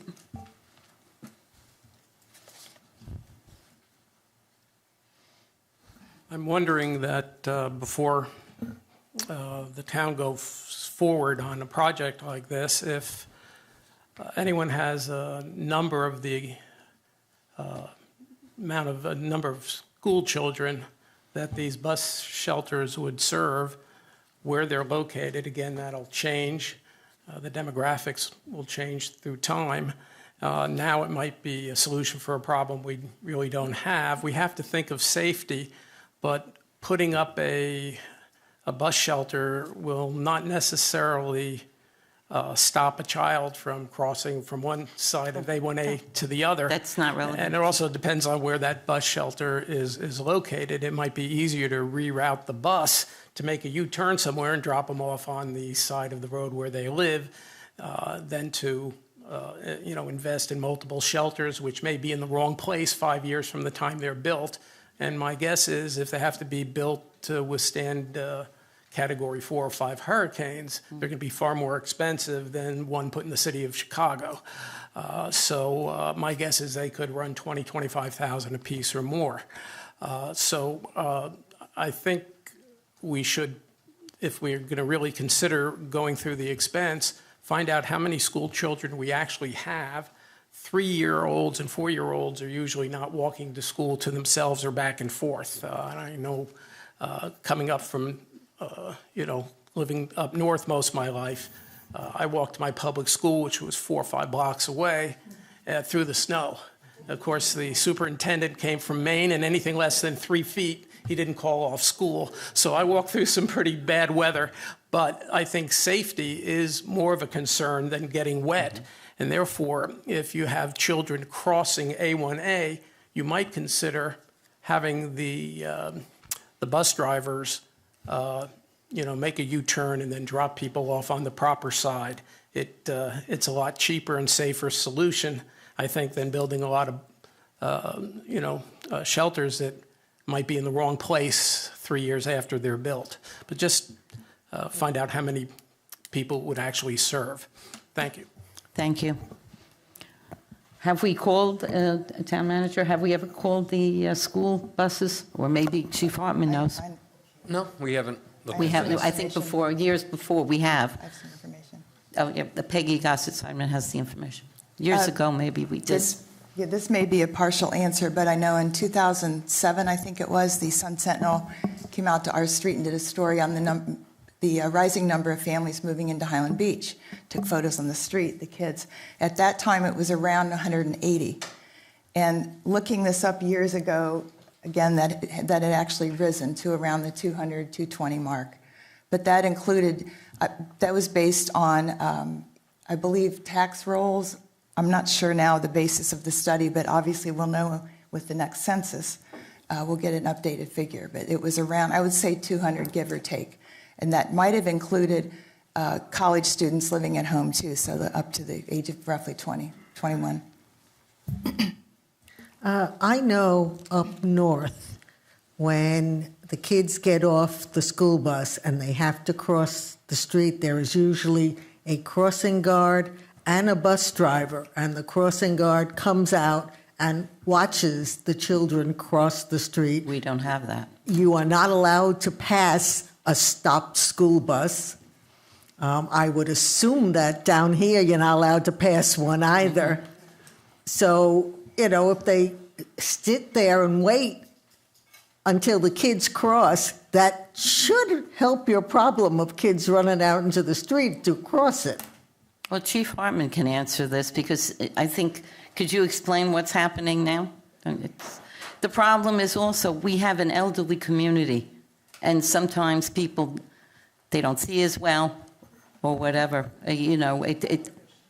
Not every, I said we have some elderly residents here. We don't have a big volume of school kids using the buses, a lot of private schools, magnet schools, those type of things. We do monitor the bus stops very closely every day. We stop people for passing school buses occasionally, but the lights do, it's a state statute. So the lights are on the bus. We only have one lane going in the opposite direction, so it's pretty easy to maintain the safety of the kids that cross the streets there. But we are doing it. We don't have a crossing guard, but we have the police. Well, no school buses have crossing No. guards for where they stop. No, for that's, stops. No. Telling Commissioner David, we don't have that. But you're right. They did. Yeah. We should, yes. Yes, Mr. Hillman?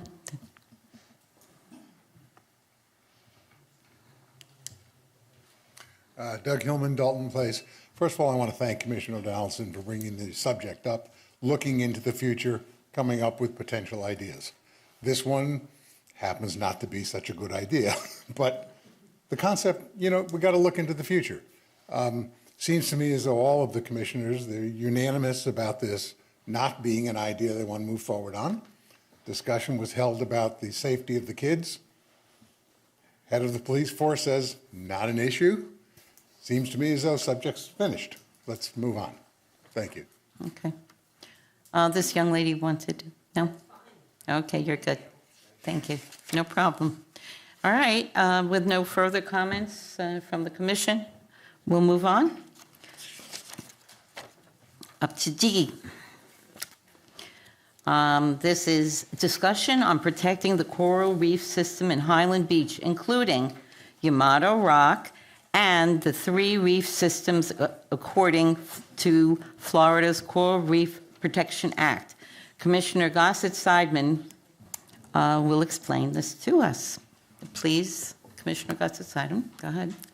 Yes, thank you, Mayor. Last meeting, which was on January 7th, the Mayor-elect Hillman and his colleague Fred Rosen presented a really excellent drone video and presentation on the future possibilities at Milani Park, or no park.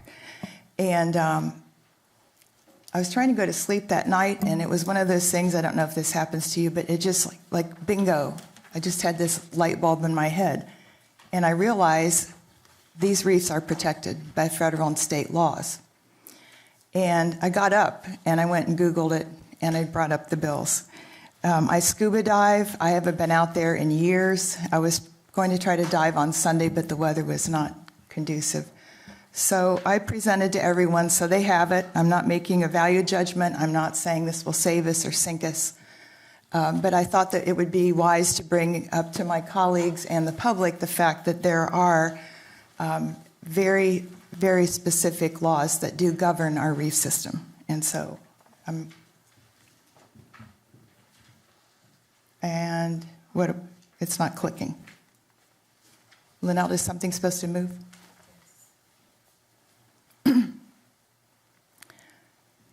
Now, being I was out of town almost a week, I went ahead and forwarded other data, which has been very nicely printed out by Linnelda and her staff to supplement this. I can just go ahead speaking. If it's not working, it's fine.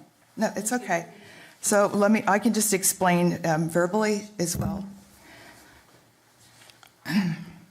In the year 2000, the federal government passed the Coral Reef Protection Act.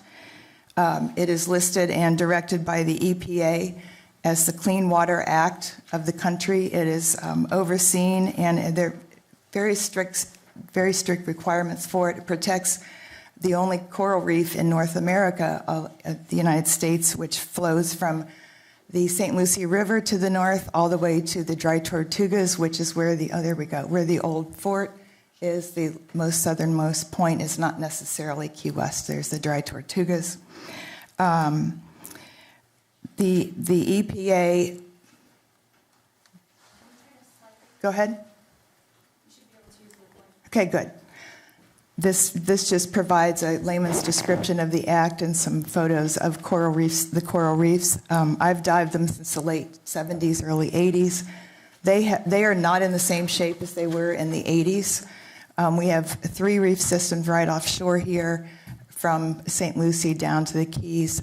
I used to see right off of these beaches lemon sharks, moray eels, starfish, bazillions of fish, and they're not there, all of them. But there is still quite a bit of marine life. Now, in the winter, they're going to be in deeper waters where it's warmer, and particularly when we have these cold fronts move in, you can't go out there today and see a lush environment as much as you would when you come towards May or June. There's some more information, which I've got in the packets also to hand out. Then in the year, let me see. All right, now this is a resident sent me this. This is from a drone picture. I don't know if it was Mr. Hillman's or someone else's, but shows the interior-most reef is just a few yards offshore here all the way up to really Jupiter, and it does weave out a little bit there. But this is what is called Milani Park's Yamato Rock. There is another name which we are told is not PC, so we don't use it.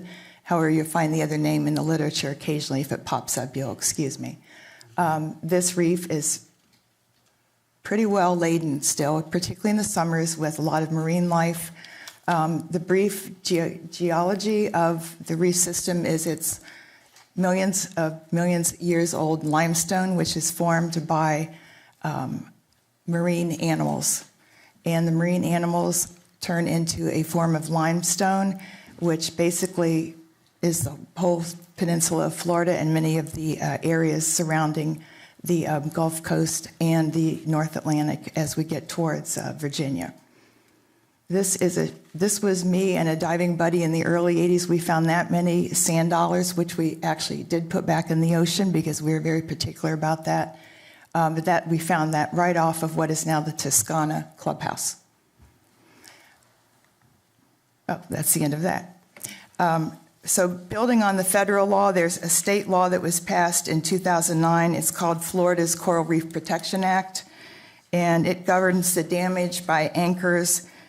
It was primarily written because during hurricanes and just careless boaters, they would just anchor on top of a reef, damaging it completely, knocking it off. It takes hundreds of years to form coral, and it was a big problem back earlier in the late 90s and 2000. And so this governs the state being able to assess and find people who do damage reefs. There's a copy of the statute. It says limestone structures. Sorry, I talked so much last week, I'm losing my voice.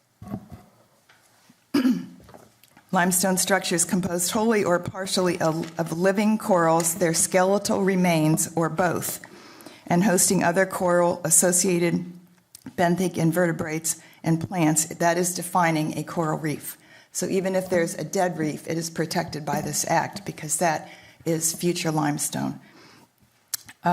It states that the department will be recognized as the state's lead trustee for coral reef resources within the waters of the state.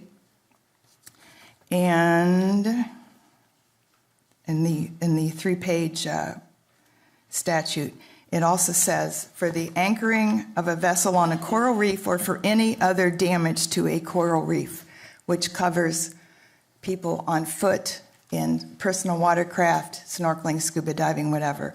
The dive community is pretty darn careful about protecting this. Many of them will not dive with, say, a spearfisher, who is the antithesis of a scuba diver, whereby they're spearing and causing blood to be accumulated in the water, bringing in sharks. So that's a different approach. But they are very enthusiastic about protecting what is there of the reefs.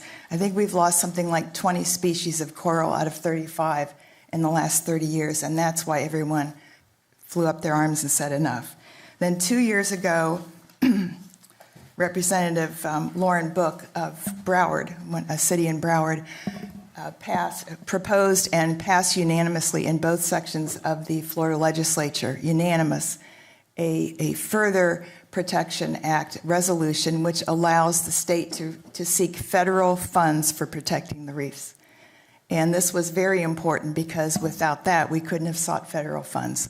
So I wanted to present this to everyone as something to build on Mr. Hillman's presentation, that it is a very, very highly considerable situation that we look at our coral reef system off of our shores.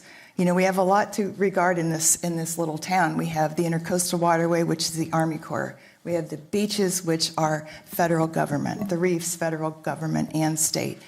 And we have to be careful and cognizant of who we need to work with to protect everything here in Highland Beach. It's not like it's a county in Iowa. You have to protect the cornfields, and you might have 5 farms in your area. This is very, very a complex situation here in Highland Beach that we need to be aware of.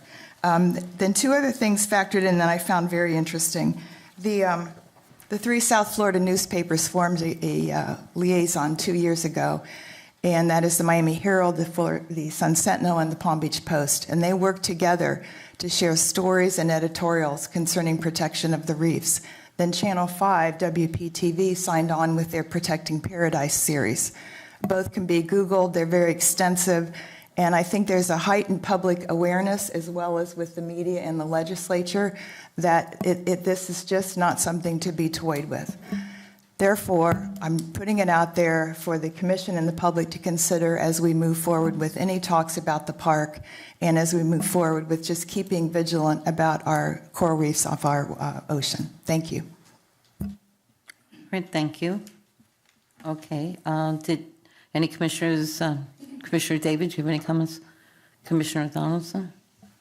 Yeah, well, where to start? Thank you, Commissioner, for bringing the information to us. Very informative.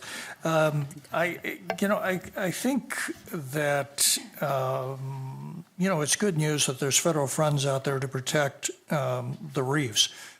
Certainly that helps supplant some of the concerns about that area. As I mentioned the last time during that last presentation we had at our previous meeting, the whole reason for putting that huge parking lot on the west side of A1A is to build a beach on the east side. If you don't build a new beach, you don't need that much parking. And that's the crux of the matter. They have a very unique piece of land there with some very unique features. And we need to raise their awareness about that and get them to the table to think about this differently.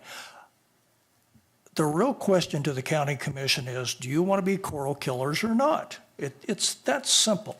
You have an asset, do something with it. You have a good piece of property there in a small community, do the right thing with it. The problem we have with this, and we have to be very careful, is the Coral Protection Act itself actually permits the destruction of coral. You can mitigate. You can contribute to an artificial reef somewhere else in exchange. That's just a bad thing to do. But it provides for that. So we can't put all our eggs in that basket. The real thing we have to do here is get them to acknowledge the special feature on that beach and build on it. It's just the right thing to do. And I think with some strong leadership, we can get that done. We have tools, we have resources, and I'm hoping we can get this whole thing redirected in a better way. So again, Commissioner, thank you. Appreciate it. Vice Mayor? Great presentation. I always learn something from your presentations, and once again, I have. I have a question to pose to Commissioner Gossett-Seidman and also to the mayor-elect, because this has been brought up by residents. Should we consider hiring some sort of, or doing a one-time consult with like an environmental type law firm and find out what avenues we do have or don't have? Do you see value in that? Mayor-elect, do you see value in that?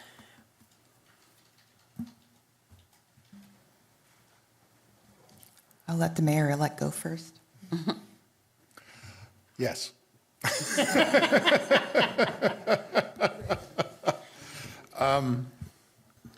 I think we should go after this with multiple plans. We went through Plan A last meeting. I think we do need a Plan B, a Plan C, et cetera, et cetera. Certainly, finding the right environmental firm and taking a look at other avenues, clearly a good idea, no question about it, and see where that takes us. It would be scratching the surface. Let's take a look.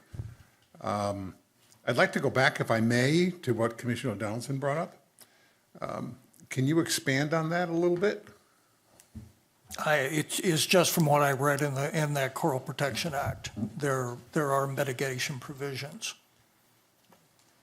How would one, what's your vision on that? Well, for example, there are artificial reefs in the area. Fort Lauderdale, off Palm Beach, off our coast. Right. Where you either sink a ship, you to create. Drop concrete into Okay. the water. Gotcha. You influence an artificial reef in exchange, much like when a developer wants to develop a dry land parcel that has wetlands. Gotcha. Okay. That's They great. mitigate in a totally different location, but Okay. in this case, we lose the benefit. got It becomes a whole different thing. It's not really, it's not what it is. Okay.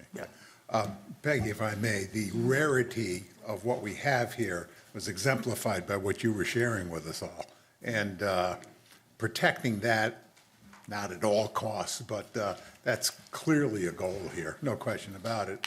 And, throwing more people onto that very tiny beach is clearly not something that's going to help long-term on protecting that, with all the other problems going to come from it, but also the fact that it's not safe. When you look at the overview that you showed right there, you can't swim off of that beach without getting hurt. Plain and simple. Okay, but back to your question, absolutely, I think it's a worthwhile investment. We ought to take a look at it. Okay. The only comment I have is when the renourishment program from Boca to renourish their sands happened a number of years ago, Highland Beach had a lot of coral. And I'm just sorry that I guess either the town or the EPA, nobody came in, nobody stopped it. I'm at Regency Highland, I can tell you. I'm living here 20 years. When I first came here, was young. I was able to go under and I would see the beautiful coral reefs there, completely gone. Gone. So it is something worth saving, and it's also something worth looking into, building back our coral reefs in Highland Beach, because it just benefits everybody. And also with the flooding and with the sea level rise, we're all connected. Everything in life is connected. And if you have more coral reefs, you wouldn't have to be building walls to stop the water. I mean, these are facts. These are scientific facts. So there are other ways that we can handle things. And it's very unfortunate when there's beach renourishment in Delray and in Boca, they're taking the sands from here. And that's where a lot of our sea coral reefs have gone. I have a question for Commissioner Gossett-Seidman. Go ahead. Yes. Are there specific things that we can do to help protect this coral? I agree that we need to protect our natural resources.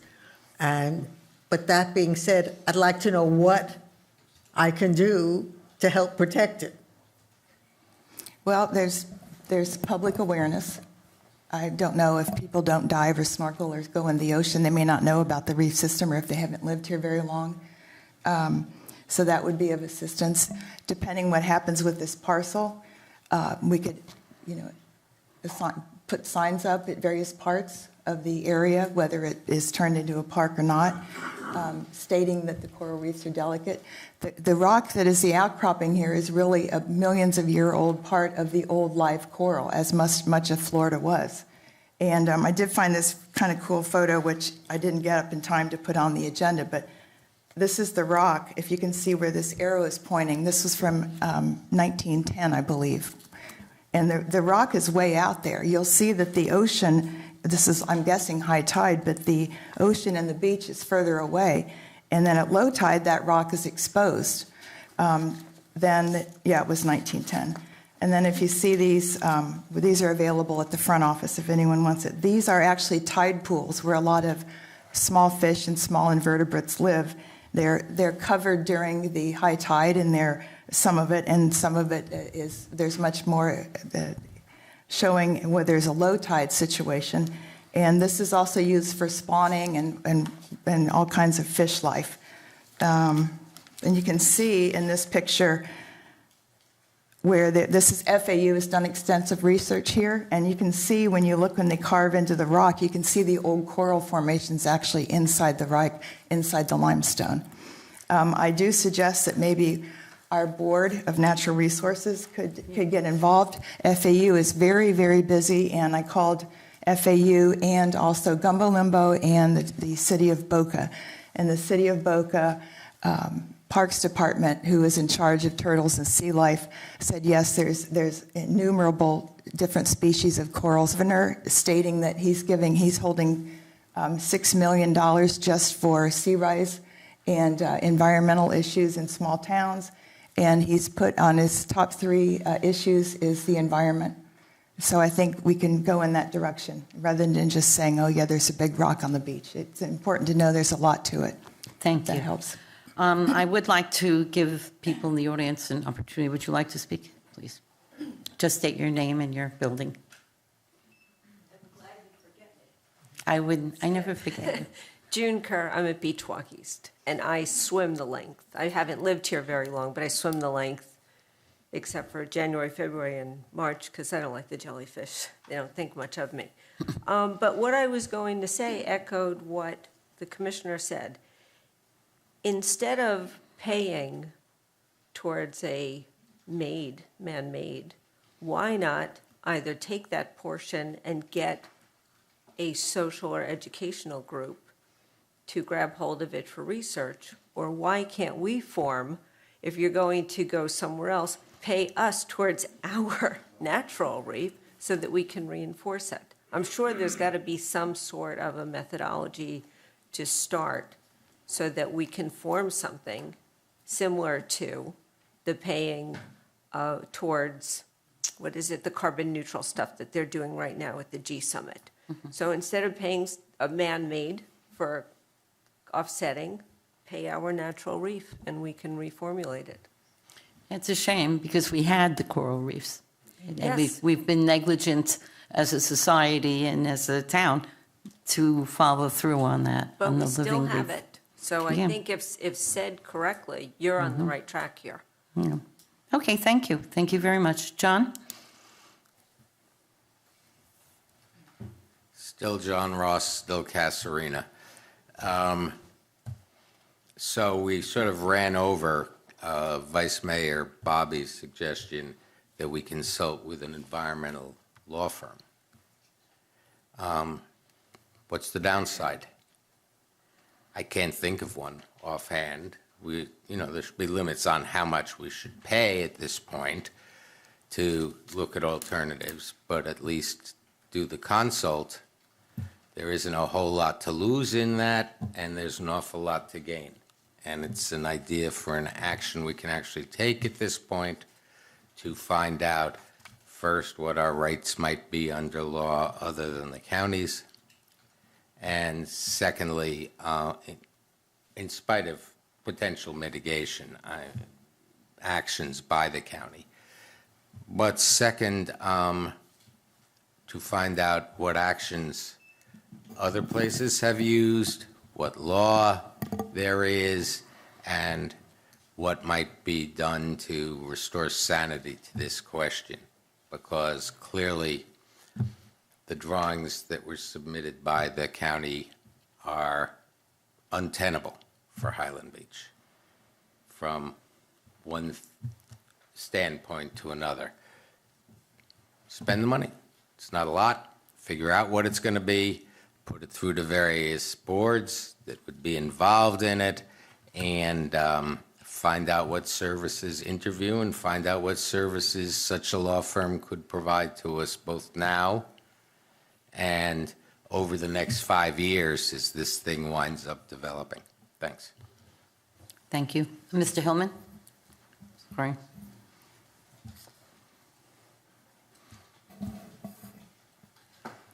Thank you. I know the meeting isn't set to discuss Malani Park, okay, but I think we need to discuss in greater detail, excuse me, the scope of the environmental attorney's work. So maybe that's a different meeting, or maybe it's a subcommittee that you decide to form. But it's not just the beach, and it's not just Yamata Rock. It's also the west side. It's the problem of the flooding. It's the problem of what's going to happen with the water runoff from A1A. So it's really a discussion of the scope of the work. I'm being redundant. And that needs to be defined before Marshall starts looking out with Glenn on what law firm. Okay, so that discussion needs to be had, and then obviously a motion, et cetera. I would like to offer my time to work with somebody on it. I don't know what the swearing-in date is, but it has to be done before that date. Otherwise, I can't work with anybody because of the sunshine laws. So we need to move quickly on it. Right, okay. And let's not forget, everyone, we have a town manager with quite a degree in environmental science. So he comes with a wealth of knowledge as well. Absolutely. And this knowledge will be helpful to the town, there's no doubt about it. Now, there were two other, yes, Okay. please, come up. Mayor, I Doctor. have an answer for And- Mr. Hillman also, if you Wait. want. I have an answer for Mr. Wait. Hillman also. All right, let all our people talk. Yeah, Dr. Green, come on up. Let's hear everybody, and then we'll talk. Rick Greenwald, Bellito.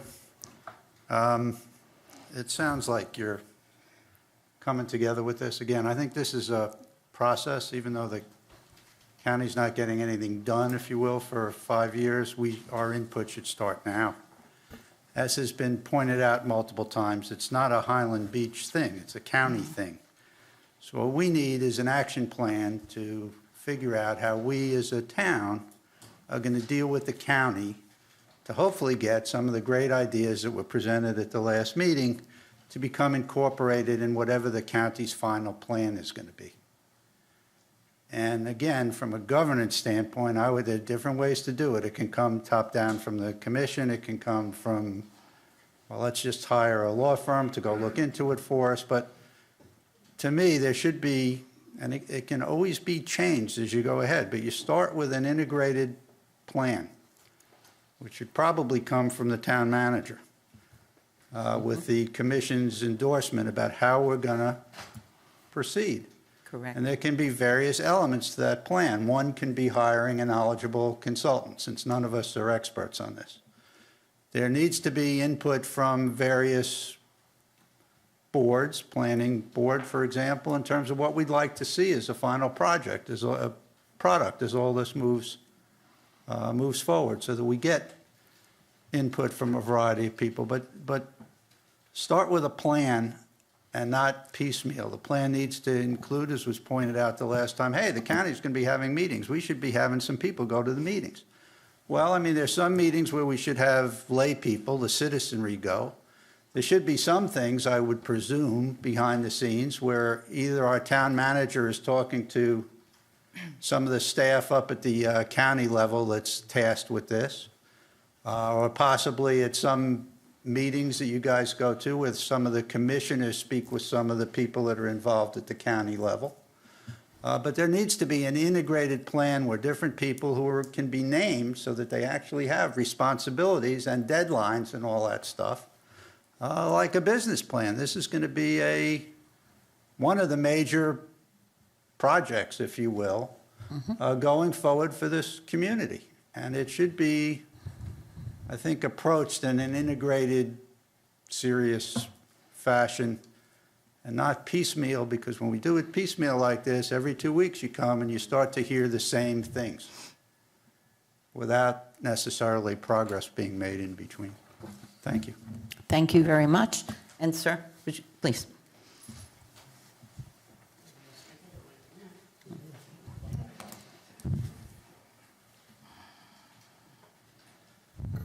Peter Kosofsky, Villanova. There are several moving parts to Milani Park. And I don't know if this is on, if you can hear me. But I think when we start out, you have to ask yourself, what do we want? Is the green button on? Yeah. Okay. Okay, go ahead. There are several moving parts to Milani Park. Most of it is out of our hands because we don't own the property. We can still have some influence. And what we have to ask ourselves is, number one, what do we want to accomplish? And number two, how are we going to accomplish it? Now, I think what we basically want to accomplish is to have a proper memorial park that fits with our community and is sized properly for the community. How we get there with a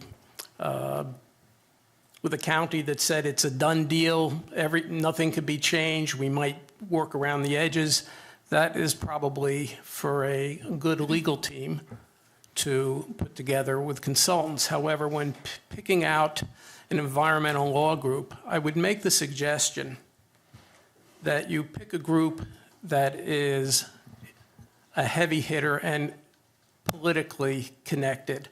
Otherwise, you're going to be sending a flea against essentially the county machine, and it'll get squashed.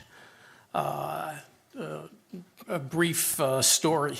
A lesson my father taught me, he said, always start at the top. Don't work with people that can't solve your problem. My sister had a Dell computer. After 5 hours with someone in Bangladesh, she still couldn't get it to work properly. Our investment firm had over $1 billion invested with Dell. I called them up. They called their analyst. 2 days later, my sister's phone rings.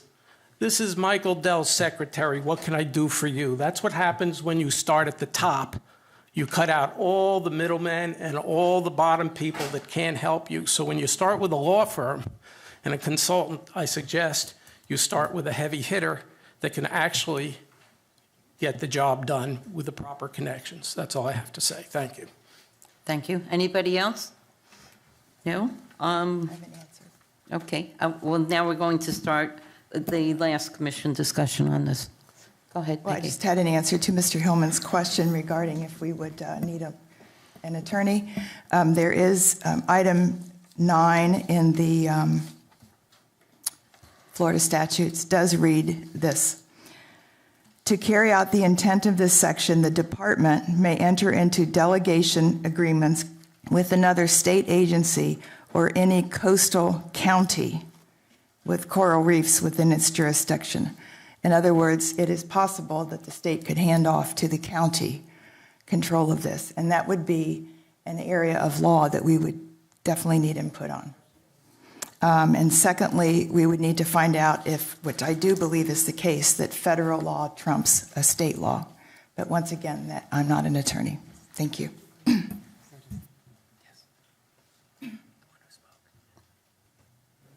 Okay. Commissioner David, do you have any other comments at this time?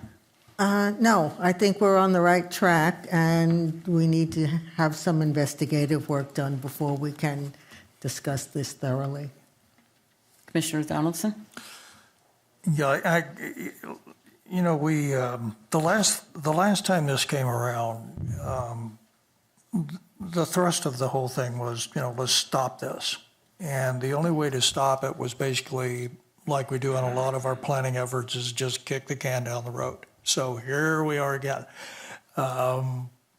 I don't want to get too far ahead of ourselves. I think that attitudes maybe have changed over the 10 years since that settlement agreement was entered into.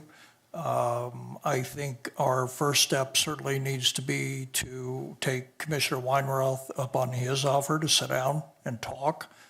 We may be pleasantly surprised. I don't want to get in too much of an adversarial position at this time. I don't think it's good to send that kind of signal, but at the same time, I want to see what kind of strengths we have. So I say, you know, move ahead slowly. Let's keep our options open, but let's see what the county's thinking first. All of this happened because we have a plan that's on paper now that simply is unacceptable. And that's the reason we're going ahead. That plan is not acceptable, period. So where do we go from there? As it has been suggested, yeah, we need a plan. We need to figure out how to get there and what resources do we need to get there. But again, let's find out what the county's thinking. Hopefully we're pleasantly surprised. If not, let's find out what our options are. Vice Mayor? Town manager. Without a vision, we're going to talk the whole time. Yep. I've heard 5 or 6 different visions for what that property could be. I write on here clouded vision. Even in a conversation I had with Mr. Hillman, he said, what are our chances on some random, I can't remember the exact conversation. I said, it's hard to tell. We don't have a vision. If we're going to go to them with nothing, you can't do anything with the property, let's get a law firm and get ready to line up big 6-figure numbers to fight it. If you want 0, nothing. If you want something else in between and we know what that is, I think we will be pleasantly surprised that the county will work with us in some fashion. But Dr. Greenwald was saying, I think we need a little bit of a game plan, a little bit of a vision. I don't know what to ask for. I've heard people from one end to the other end of the spectrum on what they want with that property. I don't really specifically know what to ask for. That's, I think, where we start. What is it that we're willing to accept? Once we have that vision of like what that is, scaled down version, less of this, more of that, then we know how to approach the problem. How do we apply resources? How do we take strategic steps?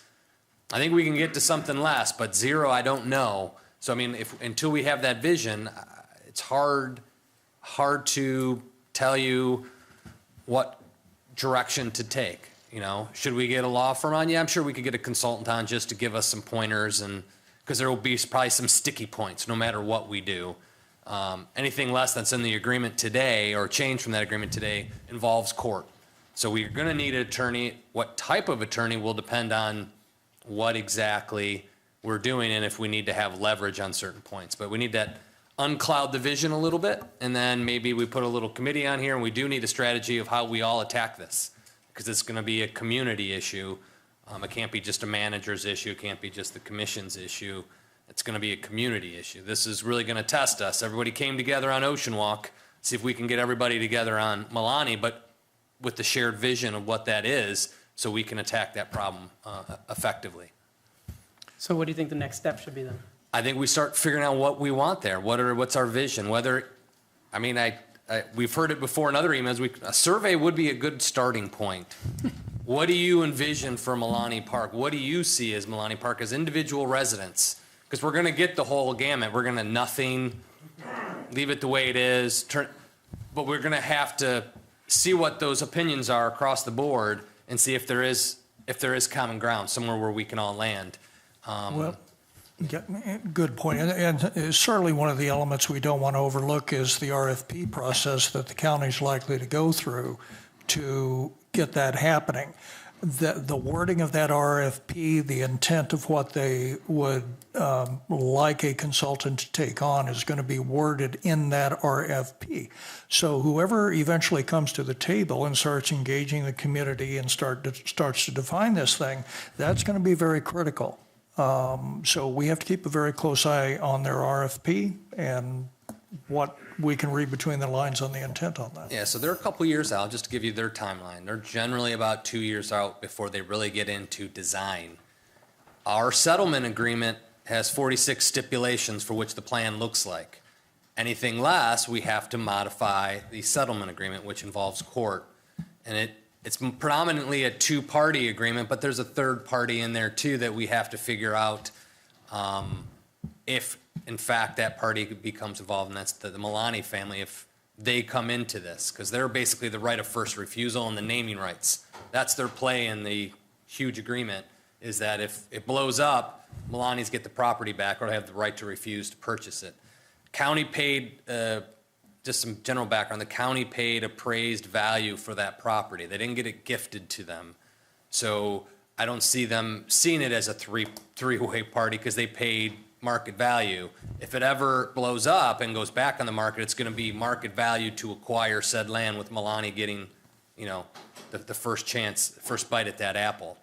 I don't know that the county wants to give up the property. Glenn and I met with the county on the staff level. I believe the spirit of cooperation is available. It's there. But again, what are we asking? What is our ask to work towards or to get them to that? And that's going to be the hardest part. What is that vision?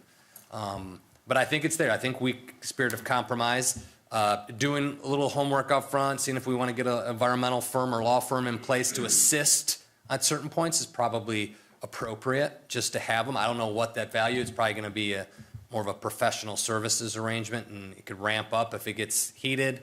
Maybe it's not as necessary. Because if we're just talking settlement agreement, the Torsivia law firm can handle just changing a settlement agreement. But if we're going to really wrestle on points, then it's going to be tricky. You can't change a settlement agreement, can you? Sure you can. In a cooperative spirit, yes, you can. Only if there's cooperation. Yes, if they're willing to cooperate. But we don't know what that is yet. I don't know what to ask them. I mean, that's over a simplification, but what do you ask for?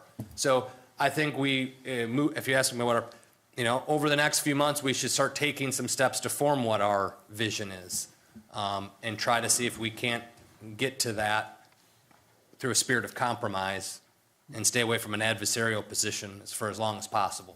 I think it will work better, more with honey than vinegar. I truly believe that. So I think it's just going to take some time. We might need a subcommittee because the vision's going to be hard. What's our ask? I think that we all agree with. And maybe there isn't something we agree with. So, Mayor? Wait, 1 second. Yep, Peggy? Just wanted to add one thing for people to think about. In Hobe Sound, to the north of us, about an hour, there's Blowing Rocks Preserve. I'll try to show a picture. It's a large, similar rock and coral outcropping, and they turned it into a preserve where it's park, but it is protecting the actual outcroppings and very well managed. So as people are looking into options, this would be one that everyone should Google or visit. It's lovely, and it's like a grand Milani Park rock outcropping. Thank you. Okay, yes.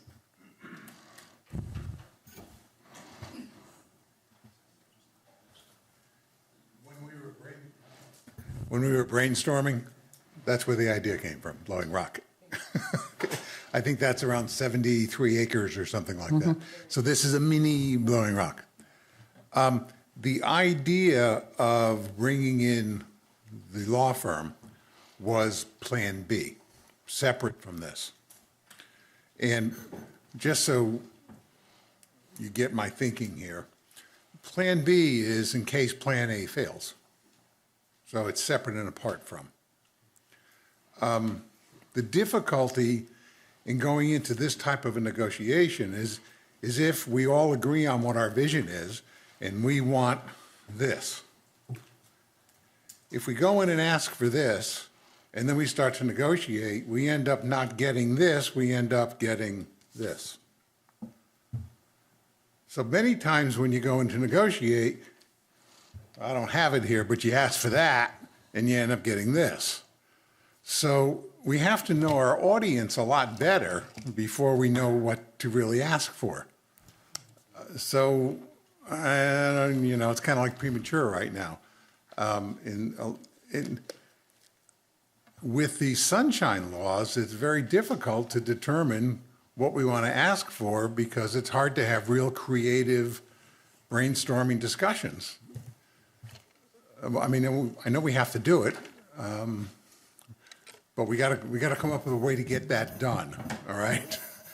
Yeah. Going out, let me finish, if I may. Going out to the public, the residents, which obviously would love to do, have to go to the public with ideas.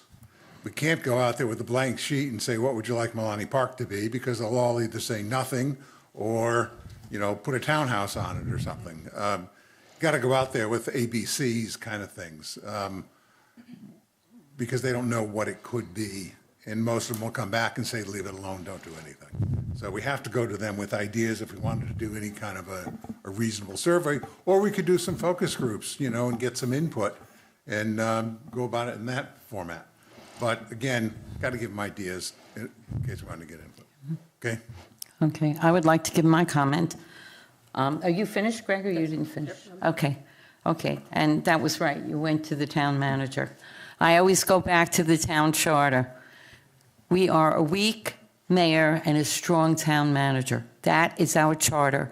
So we're trying to give direction. And I agree with Dr. Greenwald 150%. You've heard, our town manager has now heard this discussion, and then he has to work on this. He also has knowledge of the environment from his own educational background. So what we need is perhaps, like Peggy said, this should go to the Environmental Advisory Board for this particular area. But again, there are some people sitting here that don't know, and I keep on repeating it. The town had the first right to buy this land, and unfortunately, the commissioners at that time did not want to spend the money, and they did not purchase the land. This land does not belong to Highland Beach. This land, really, it belongs to the county. They cannot use county tax money to keep something private in Highland Beach or to make something, quote, special for Highland Beach. Whatever they do on this property, and please correct me, Marshall, if I'm wrong, whatever is going to be done will be open to the county because it's their tax money we are using. It's just really a shame that we didn't purchase that property. We've spoken about buying, green spaces in the town. I don't think you've been around that long at our meetings, so you're not familiar with some of the history of the town. We have discussed it. It's never gone anywhere. We have other green pieces of land that will probably be either purchased, privately, and pretty soon we'll have nothing green in Highland Beach. We have codes that say every time a building is put up, they're supposed to replace every tree that's taken down. It's never been enforced. So we have a situation where our town is losing all its green and the houses are built all on top of each other, and I feel we are losing the charm of our own community. This is a legal document. It's very complex. It's been discussed before with other commissions, and I think Dr. Greenwald is 100% correct. This must go to the town manager, and when mayor-elect is the mayor here in a few weeks, you'll have your open discussions. My other recommendation would be to have a town meeting or a town hall open to the public. Let the public come. Let the public give their feedback to what they feel should happen. I would highly suggest, and also, you can, the next mayor should know, you can have a special meeting. You can hold a special meeting, and you can fill up this room with the public. I think there's more room in the library, right? Yeah. Or hold the town hall in the town hall library. Use our library, get the people out. This is a very important topic. It's a very legal issue. There will be lawsuits, and I know how John Ross hates to spend money, and he's not going to be happy if we're going to be spending tons of money on lawyers. So this has to be carefully thought out. And again, I keep on going back to Dr. Greenwald. He's the calm person in the room, and he's right on. We've got to take it a little slower, come up with a plan, have our town manager work this out, and get the people, get the public now involved. Get it now involved, because no matter what you do, if you don't get the public on board with whatever we're trying to accomplish, it's not going to work. So those are my comments. Thank you. Okay, any other comments on this, or we must move on in our meeting? Barry, did you have any other comments? No. Everybody is good? Commissioner Gotts-Simon, did you want any motions coming out of this? We didn't ask you. Good question. I felt the information had to be passed on to the people and then my fellow commissioners. I can't call you all up at home and say, oh, guess what I found online. So my motion would be maybe to, as the mayor just stated, empower, direct Marshall, the town manager, to please look into this, look into all the angles. I actually was seated by chance next to an assistant county administrator at Tallahassee last week at a League of Cities luncheon. He gave me his card to give to Marshall and let him do some footwork. If you wish to have the environmental board take a look, there's certainly all the data here, but that would be a secondary. But I think we should give it some time. There's no need to decide tomorrow, and have Mr. Labadie come back with some ideas and maybe a game plan. I don't think we need a motion for that. I think his That's direction's pretty clear. That's what I'm saying. We don't need the motion. It's in the town charter. Right. That's So his job. let him do the footwork. This is his field of study. That's right. And then we can talk about it when he feels it's a good time. Thank you. Everybody agrees with this? Yes, okay. Okay, so then we'll move on to E. Update from the 2020 Census Complete Count Committee. I refer this item to Town Manager Labadie. Thank you, Mayor. As I pull this up, I know that we have a few of the Census Committee group here, 1, 2, and 3. So they had a meeting on January 15th, at which time they came up with a series of suggestions to help get the message out and improve our response on the census questionnaire. As you see in here, some things have $0 value or cost associated. Others, there are some dollars associated. So the committee, one-page flyer, I don't think anyone would have that. The net cost of the flyer designed in-house. Set up a table at Spring Fling to educate residents. Again, there's no cost for getting that piece out. Authorization to mail a census postcard to all property owners. That would be about $1,500. Authorization to purchase and place 2 banners on the property in conjunction with Spring Fling, pointing attention to the census, because right about that same time is when we're going to get our first questionnaire. That comes out March 12th, yes-ish. So right around the time that we have our event, a lot of residents will have received their census letter and whatnot on how to do that, and we'll have people available to answer any questions, help people through it. Have a census response night at the library, a relatively minor cost outside of getting maybe a gift card to draw people's attention. So if you come in and do the census or ask for help, your name can be placed in the hat for dinner for 2 at the Sands, something like that to, again, drive some interest behind it.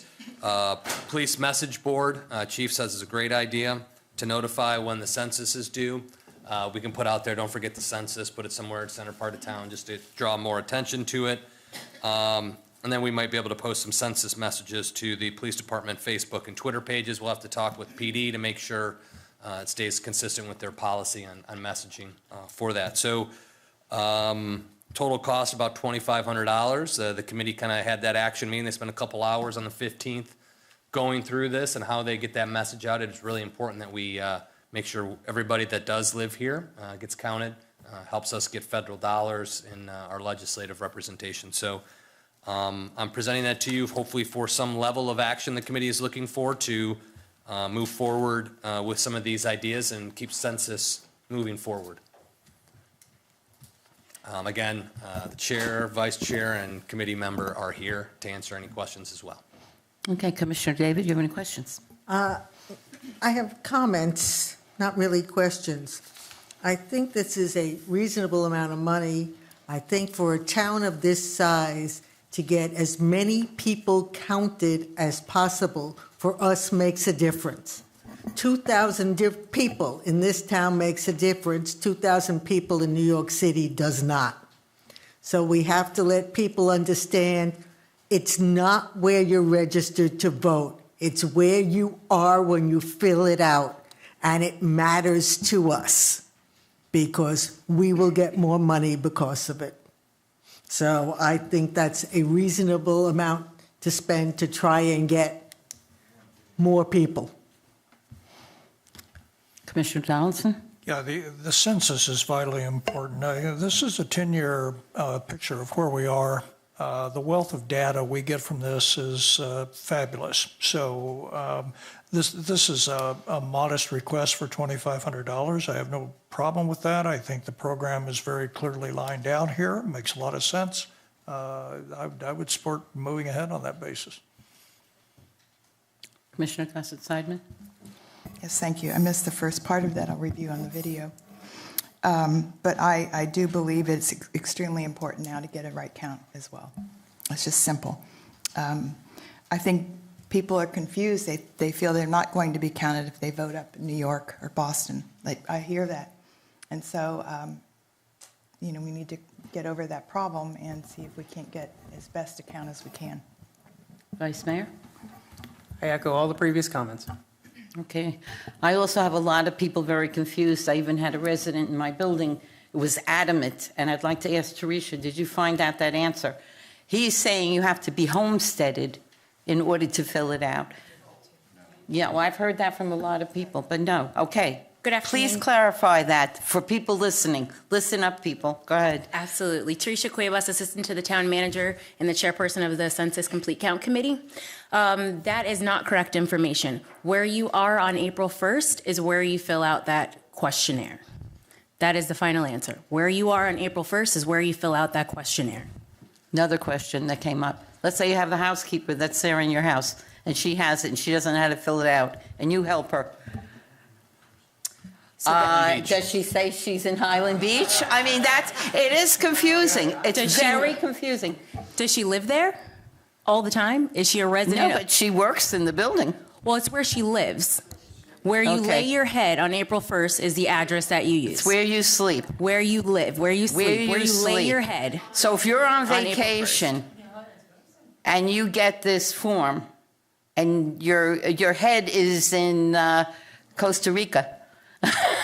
Well, I don't think you'd get the form. It's not forwarded. Oh, well, So where you receive it. It's where you receive it. Where Okay. you lay your head on April 1st is the address that you use to fill out the questionnaire. I'm getting all these questions, so. Absolutely. Yeah. Where you are on April 1st is where you used your address to fill out the questionnaire. And it is a question that we're getting very frequently. We do have seasonal residents, and that's where we're trying to make sure that we capture all of the seasonal residents.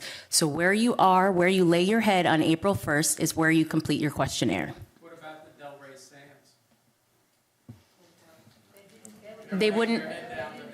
They wouldn't receive a questionnaire there because that wouldn't be the property address.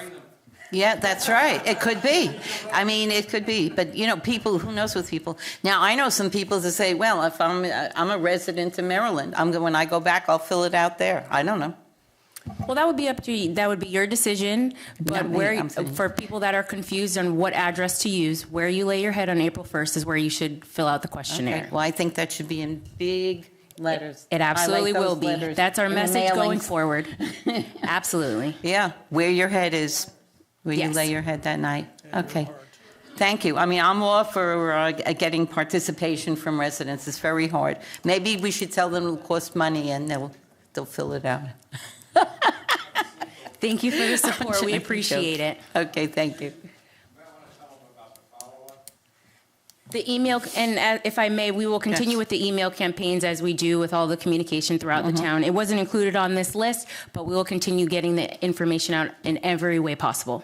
Now, is that the library list also? Because a lot of people don't live in Highland Beach. Yes, it will go to we have actually an expanded list. It includes about 1,200 residents, if I'm not mistaken.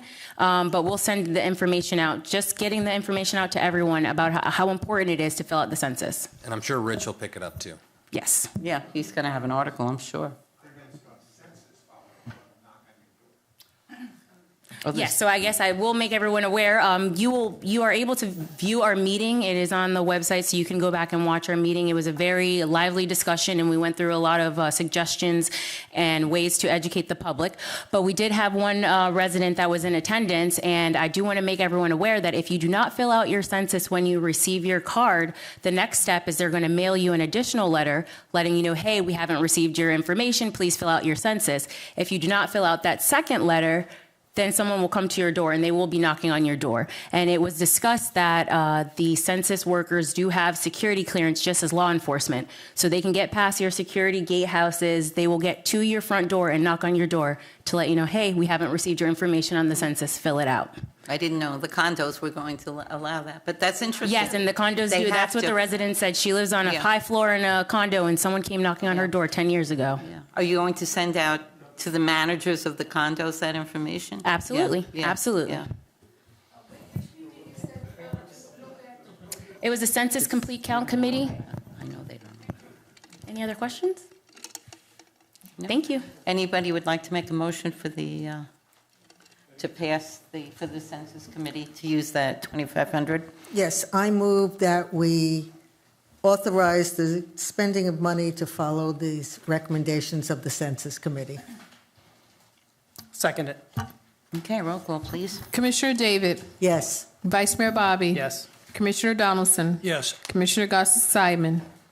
Yes. Mayor Zellniker? Yes. Motion carries. Thank you. Okay, we're up to F, discussion of the draft parking ordinance and comments received from the public. I refer this item to Town Manager Labadie. Okay, parking, favorite subject.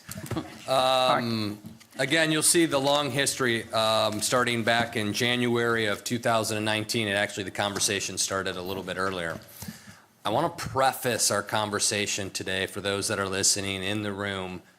This work has nothing to do with the construction handbook. All of those codes that relate to construction-related activities remain untouched.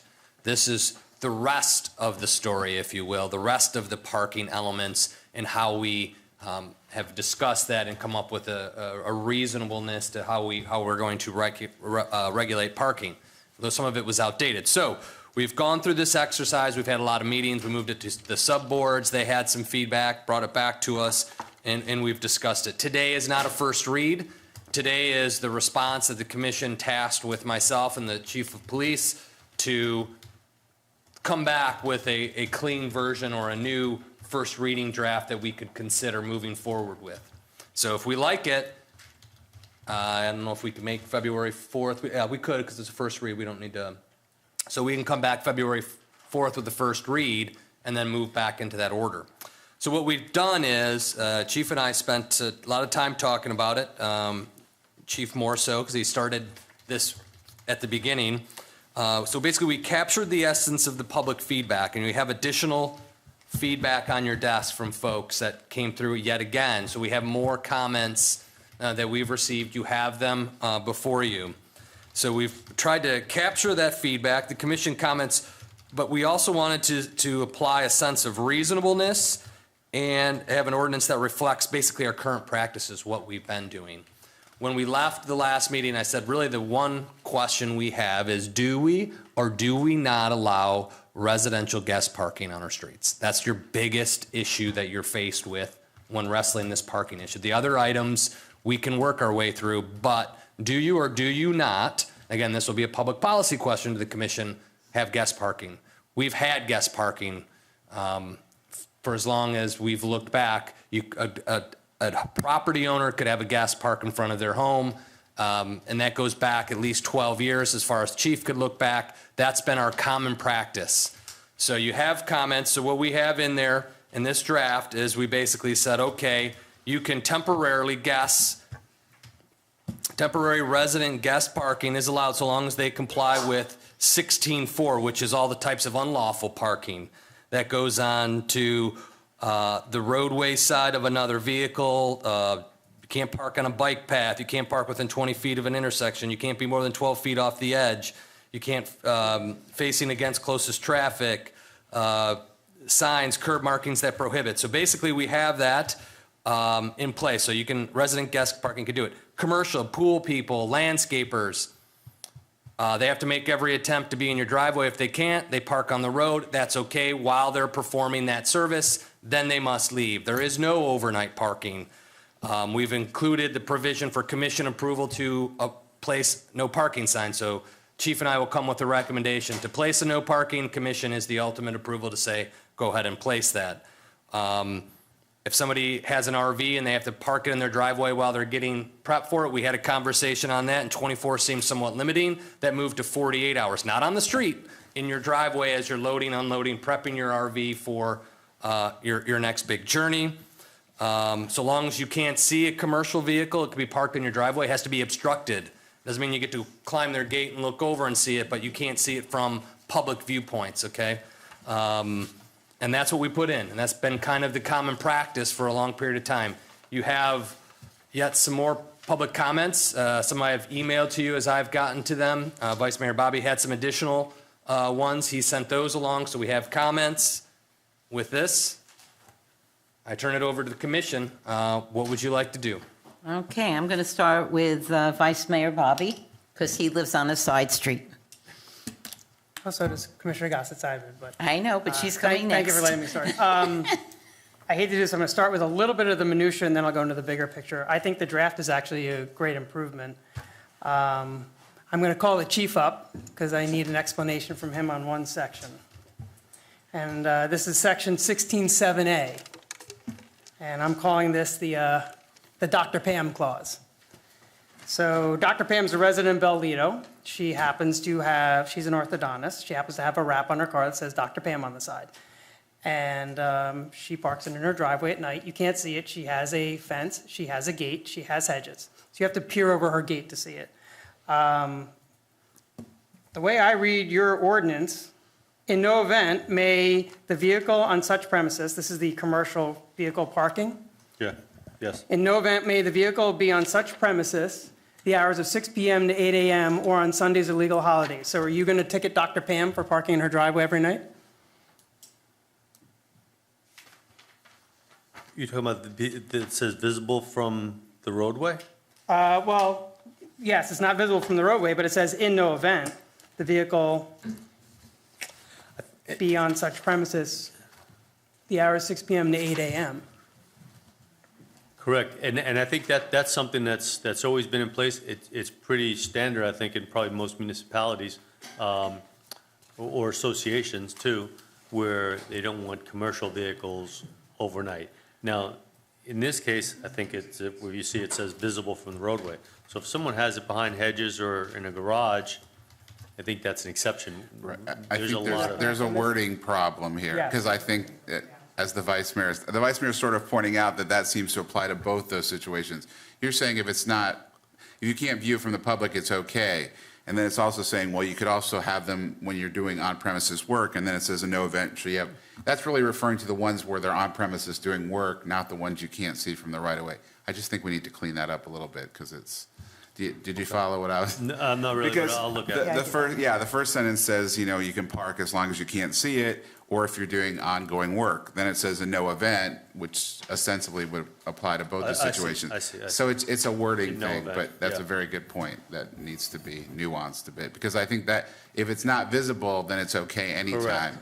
I think that's So we have to point I'm fix trying to it. make. Then that's not a problem. That's great. That would be, I believe that if we was could the clean that intent, up, but- that'd be perfect. Understood. Thank you. That was the only question I had for you, Chief. You're happy with And then it? now bigger picture. I actually think the draft is, as I said, pretty good. I mean, the police chief stated multiple times that having a no parking on the street is a very bad idea. I actually learned something the last few days. I spent some time talking to some residents, in Bell Lido. So I communicated with 15 residents, and that's a little spreadsheet I sent around to everybody. This isn't designed to be a survey, because I know the homeowner association did a survey. This was just more to find out the zeitgeist of the community. And the 15 properties that I spoke to, every one of them wanted guest parking on the streets, and every one of them wanted their vendors on the streets. A bunch of residents actually pointed out to me, which I did not know, that a lot of vendors now have a rule that they cannot park in driveways, such as plumbers, electricians, that sort of stuff. And I asked why, and I was finding out that these vendors said, well, sometimes our guys will hit a car, or their truck will leak on the driveway. It's costing us too much money. So if you require we park in your driveway, we tell you go find another vendor. So that's a bad idea to force that. Now, I don't know how we're going to handle with the enforcement of that, but there are certainly going to be a lot of vendors that say, I'm not permitted to park in your driveway, I'm sorry, even if there's a spot. But I think it's very important to have the guest parking and the vendor parking on the street.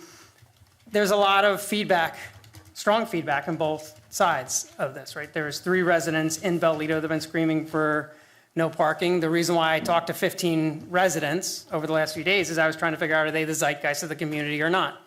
They're not. They're not even close. So I passed out a bunch of emails. Please feel free to read them, but I think the current draft where you can have the guest parking and the vendor parking on the street makes a lot of sense. Yeah. That's your report? Okay, now we go to the next Bell Lido lady. She lives there, so she knows. Okay. The Bell Lido Association sent out 7 questions to people because there was still talk all over the streets, as the vice mayor said, and he talked to people separately.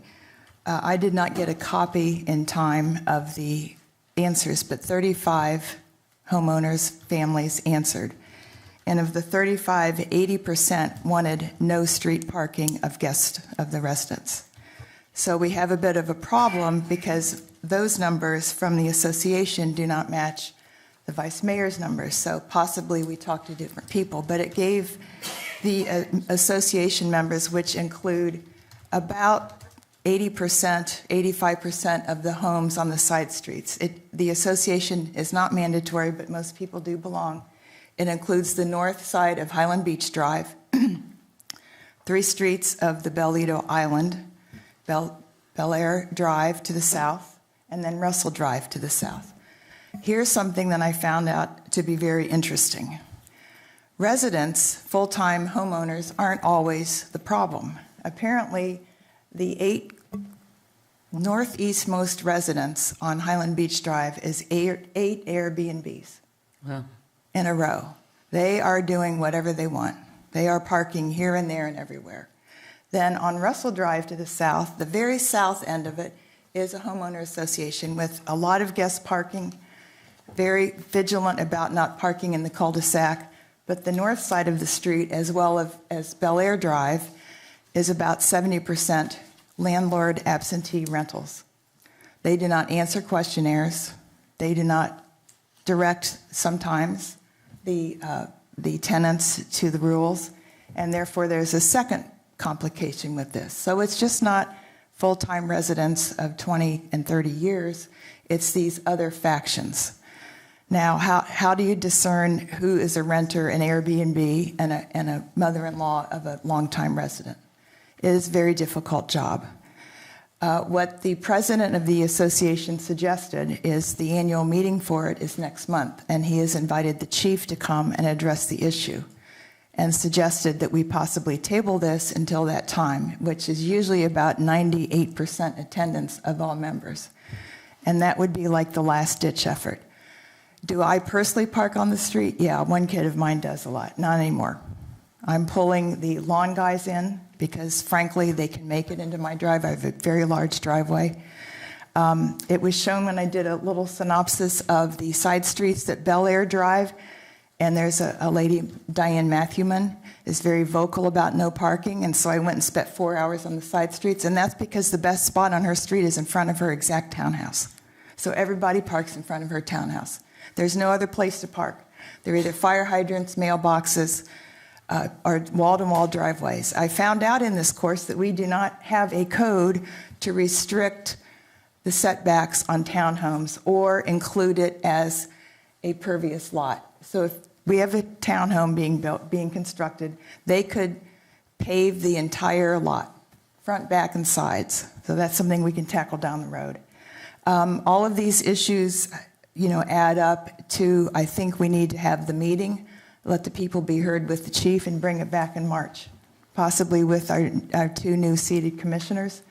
But that's just how I'm trying to think with common sense of an issue that actually Marshall is right.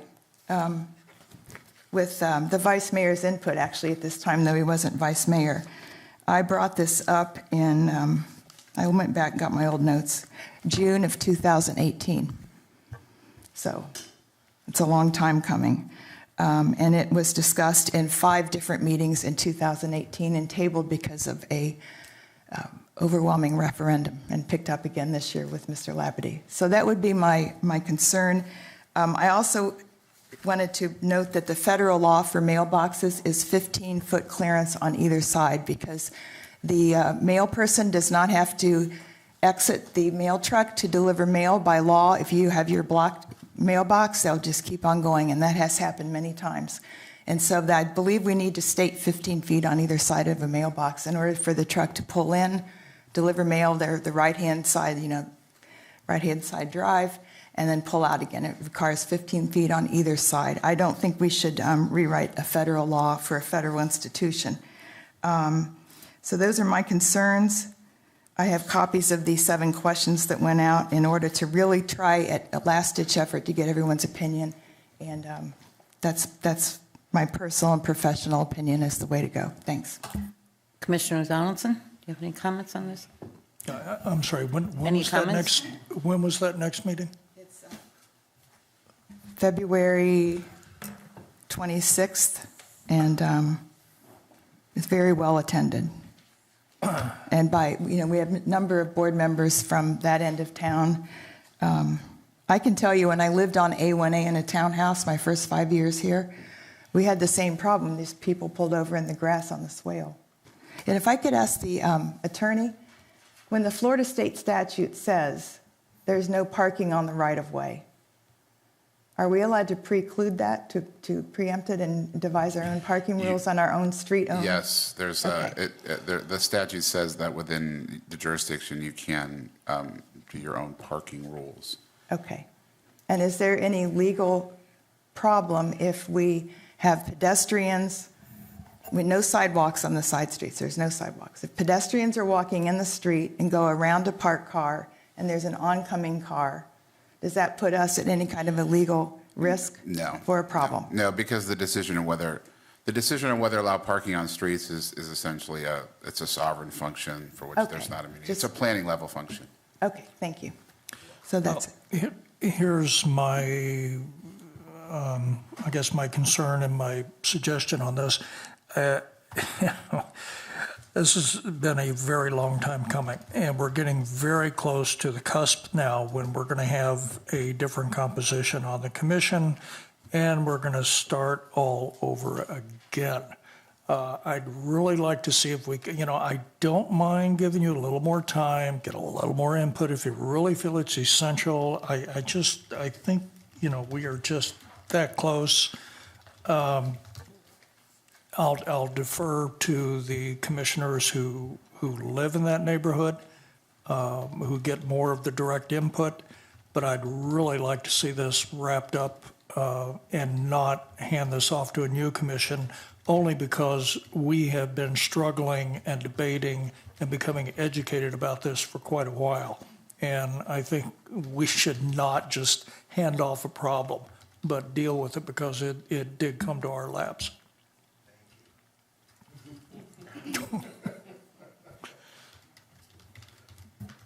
Commissioner David? Okay, my first question is, how many homes are part of this homeowners association and are affected by this? 71 full-time residents. No, I don't mean, 71 is your answer. yeah, but they aren't 71 all homes. full-time residents, No. are they? Okay. so I'm not including any landlords who might, I'm not giving you the total number of homes, I'm giving you the total number of members of the community. Right, there's more than 71 homes on Bellito Island, there's about 62 homes, and then you have 3 side streets as well. Right. Okay. I think that it is unreasonable to completely ban parking on the streets. I also think that as a practical measure, it lowers your values. Because if I can't have guests, I don't want that house. If I can't have the companies that are coming to service me, if they can't park on the street as opposed to my driveway, if I have a small driveway, I don't want that house. So your values go down. And if the realtor doesn't tell them, that's going to be a major issue when the realtors know that you cannot park there, period. So it's not in our best interests to do that. Reasonable restrictions, yes. And I think that by and large, this ordinance has reasonable restrictions in it. It's not just willy-nilly. It's absolutely no beach parking per se. But yes, we have to allow it under reasonable conditions. Your guests have to be able to park in the street when they can't get in your driveway. It's that simple. And you started, yeah. Welcome to have public comments as well, but the chief's been very, very clear about this. A no parking rule is a really bad idea. Okay. He's pretty clear. Okay.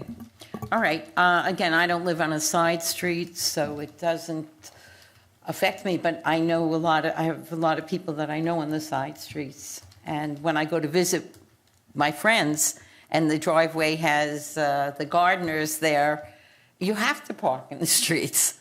I mean, I play mahjong over there. So, I mean, you have to park your car to get in the house. And when you play mahjong, there's 4 people. Or you play canasta, there's 4 people. So there's 4 cars. So, honestly, I think the Chief Hartman and Marshall came up with a good plan. But being that there's going to be a meeting in your association, is that correct, Peggy? When? February? Yes, the last Thursday of February. And I think it behooves the commission, maybe we can print something up, pass it out at the meeting, show the people what you have in mind. And I think Chief Hartman has to be there, and I think our town manager.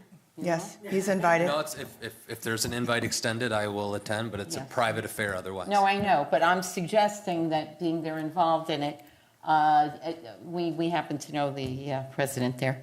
February 27th is the date. February Excuse me. Yes. 27th. It's only a month off. I It's don't in see a Rock Brown problem would waiting have 1 to- month. We waited Okay. 2 years. Yeah, but I would definitely print it up, what we have, just as an idea. It's up to you, up to the commission.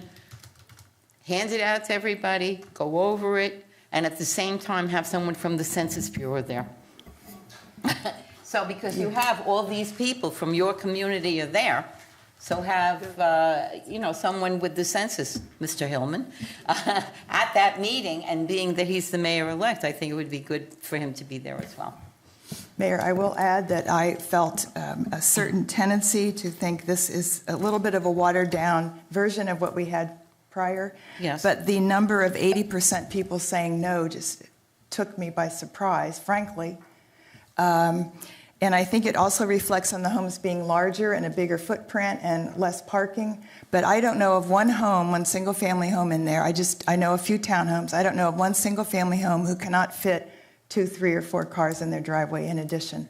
There's plenty of space in these homes. These are large lots. But sometimes Minimum lot is like 110. before you were a commissioner, I would come to your house and the gardener would be parked there. It's not about the gardener. I know, It's not but about the services. That's a 1-hour service. Can the commission get that, can we get all of the responses from Yes. because I'd like to compare them, because actually some of my responses were directly from the emails that went to homeowner Yes. associations, so That 80% number is going to be very interesting. It's almost impossible unless it was all from not Bellito Isle. The I feedback was understand. all on Russell That's- Drive and the other drives. But Bellito Isle, it's pretty much impossible for that number to be. That's correct. And the I other thing do- I'd like to point out, the homeowner association is an optional homeowner Yes, I association. said that. It isn't all the residents of Bellito that go to that meeting.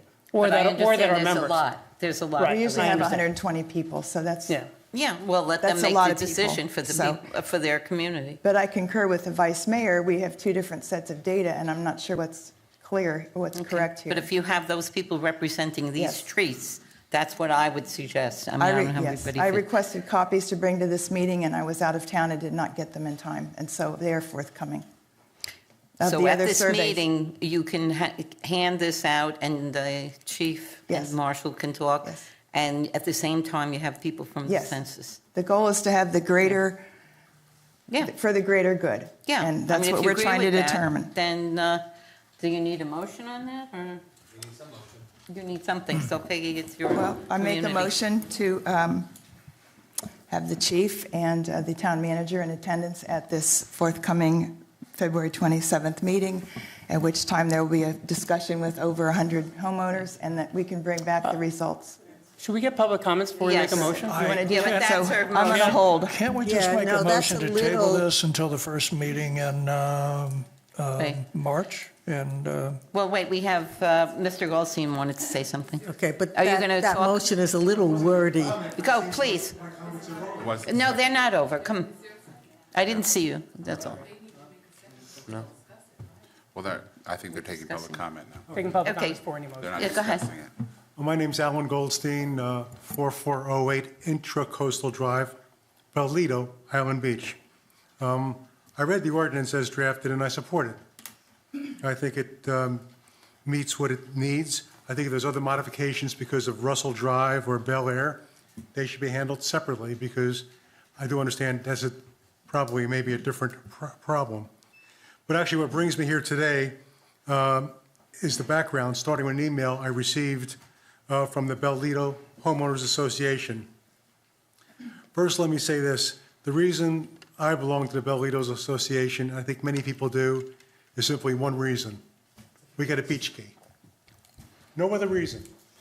They get a beach key, and they have a dinner once a year where I meet my neighbors. I say, hello, how are you? Whatever, whatever. I get a beach key. I don't belong. I guess I have a litigation because I think I have a right to have a beach key. But in order to avoid the litigation, I pay the $75 a month. So I think that's most of the people there. In the 16 years I have been in Bellito, because I was originally at 4307 Intercoastal Drive, I was never asked once for my opinion. Not once. Maybe someone else was, I wasn't. Because that was not the function of the association. It's not a political association. It's not really a representative association for people's opinions. They only have one meeting a year, and I think they tell how much money is in their bank account. They would normally have a nice guest speaker, the police chief or town manager. And that's really it. We all have a nice, very nice dinner over at the Delray Sands. So when I got the email from the association, it was strange because it started off, okay, I give up. That's how it starts. And I guess, and I found out later on why, because I guess there was a lot of complaints that the association was trying to speak for the residents when they don't speak for the residents. I know myself, I spoke to over a dozen homeowners, so I hate to tell you, this sounds like a hell of an election going on with everybody having maybe at Chicago, but to in person, I felt no one felt there was a no parking problem. I'm surprised actually that, I'll call you by your first name here if you don't mind, Peggy thinks there's a problem because, quite frankly, the only time there's a lot of parking on our street is when you have your boat parade party. So where are you going to put them, Peggy? You're going to have, what are they going to do? They'll be on boats? They're going to park on the street. And there's nothing wrong with it because, quite frankly, it does not have a problem. I enjoy it.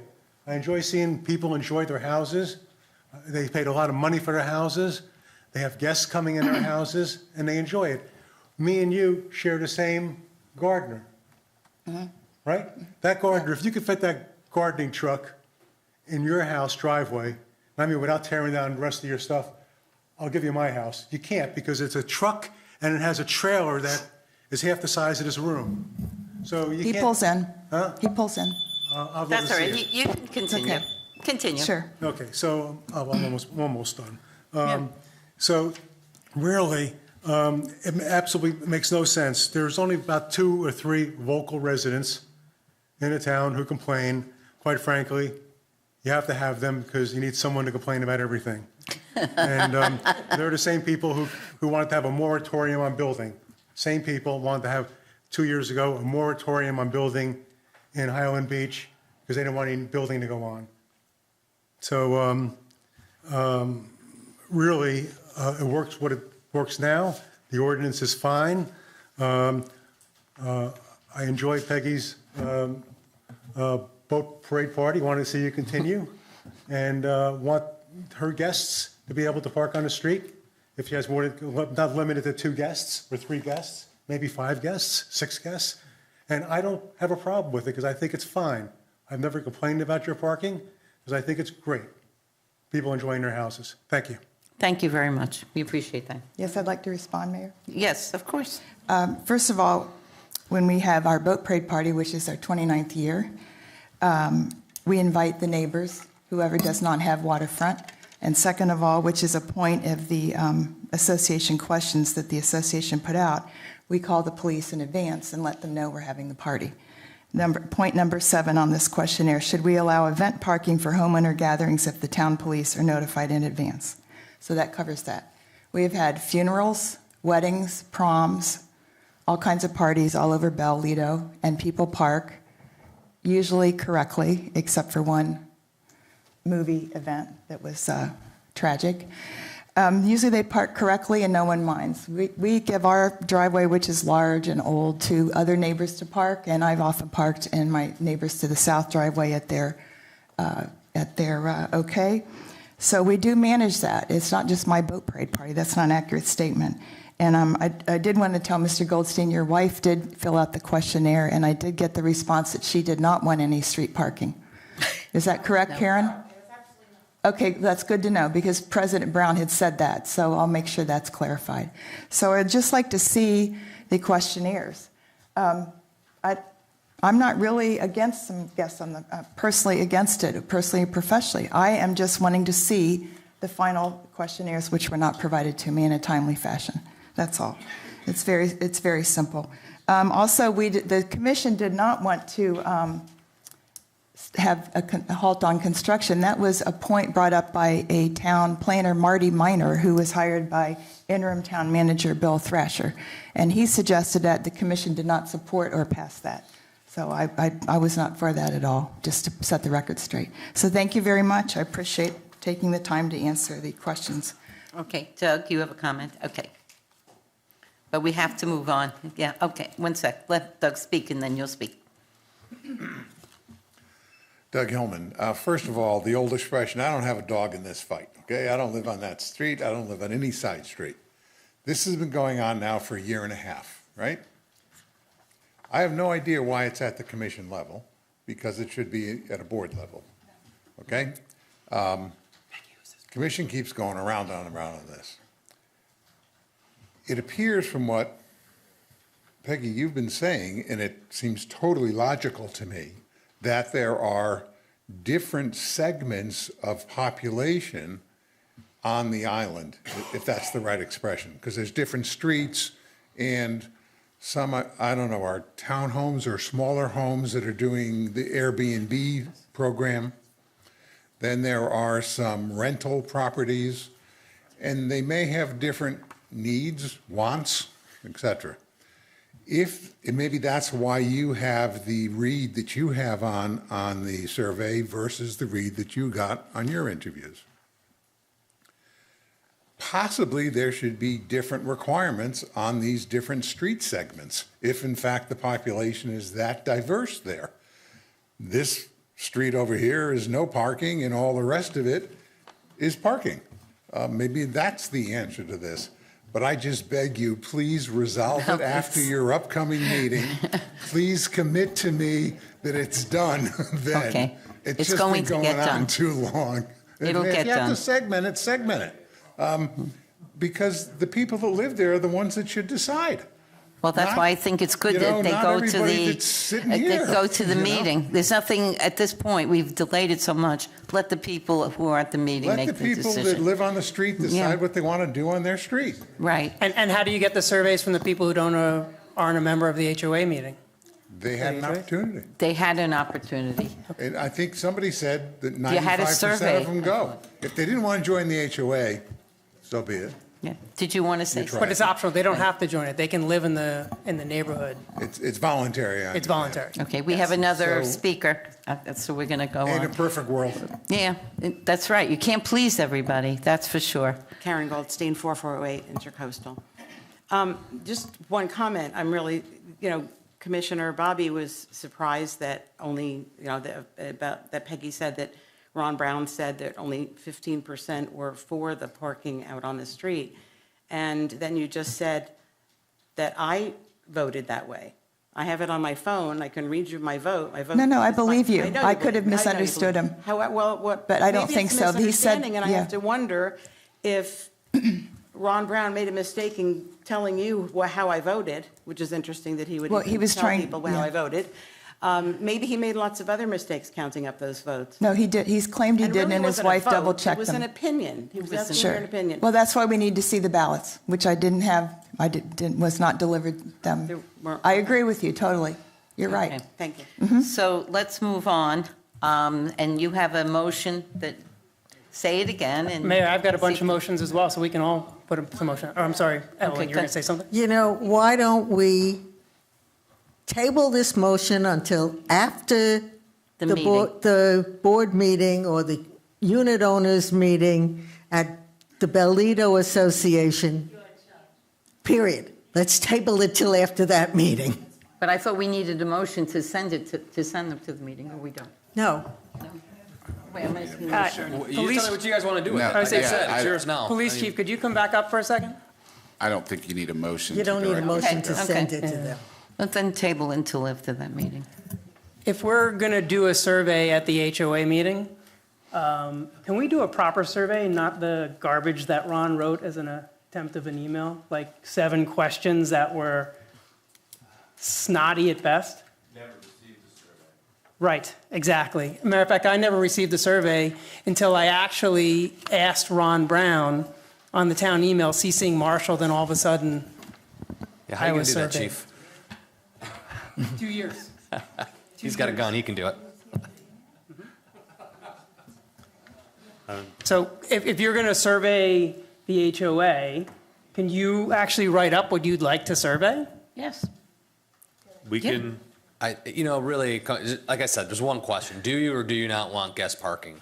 Everybody seems to be okay with commercial. It comes down to, you want guests to be able to park in the street? Yes or no? And vendors? You should. Well, I guess.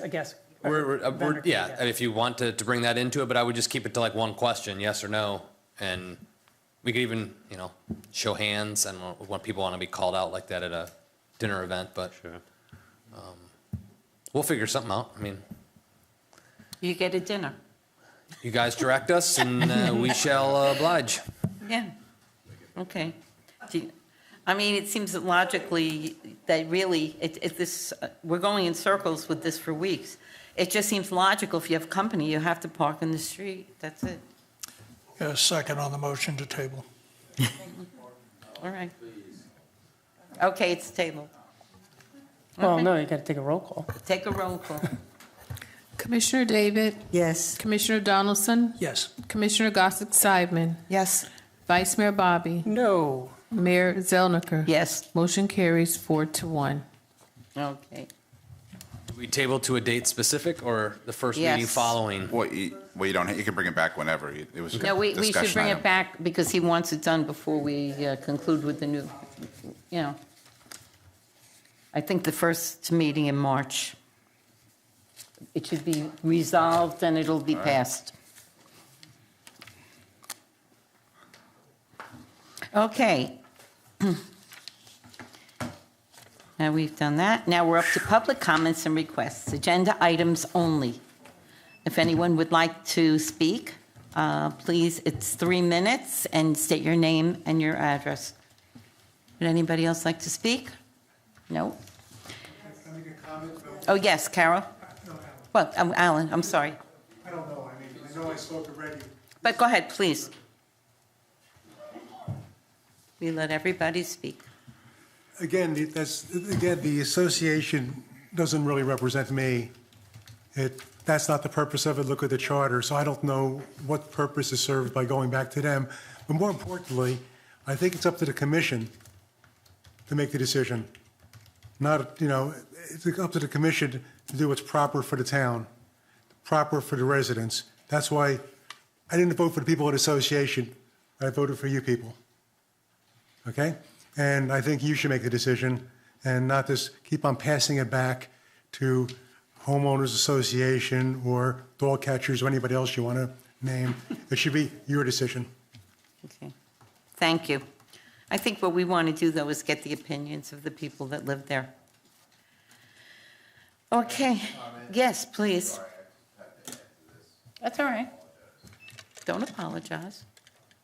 Roger Brown, 4314 Tranquility Drive. I've never received a survey. I lived in Bellito. I receive all the emails from Bellito Isle. I am 100% against banning parking on the street. I think it's ridiculous.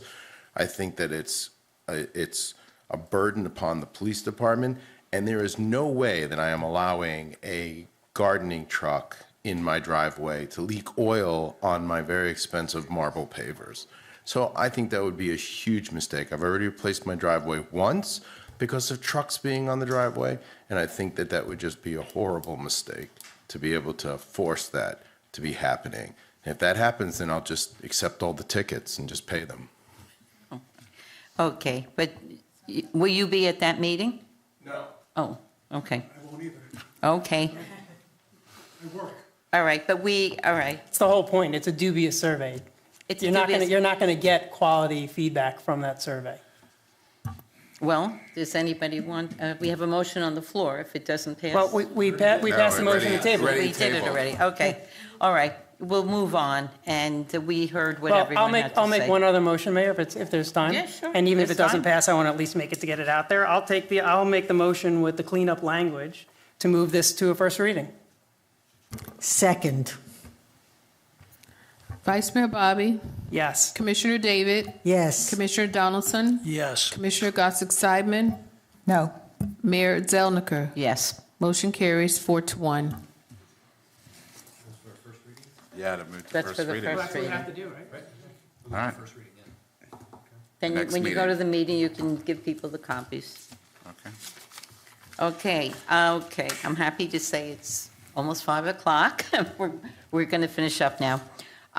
We have Town Commission reports. Commissioner Evelyn David, No report. Commissioner Barry Donaldson. Attended the Financial Advisory Board meeting. I hope it's the last time I have to sit through a fire rescue service contract discussion. Hopefully, we've put that way back on the back burner, and we'll deal with it in the future when the contract is ready to be examined. Thank you. Peggy Gossett-Seidman, you have an update regarding the legislative days?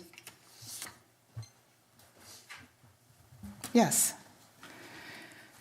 I have a 2-page typed form. If anyone wants to get a copy, they're available. I'll try to make it a little more succinct. This was the League of Cities opening week of the legislature meetings. There are committees and subcommittees meeting on both sides of the legislature. Here's an example of the second day of meetings, and I selected those that may or may not be pertinent to us. As it turned out, we had a first reading of both of our appropriations bills on the 14th, and the first reading means that they have passed subcommittee.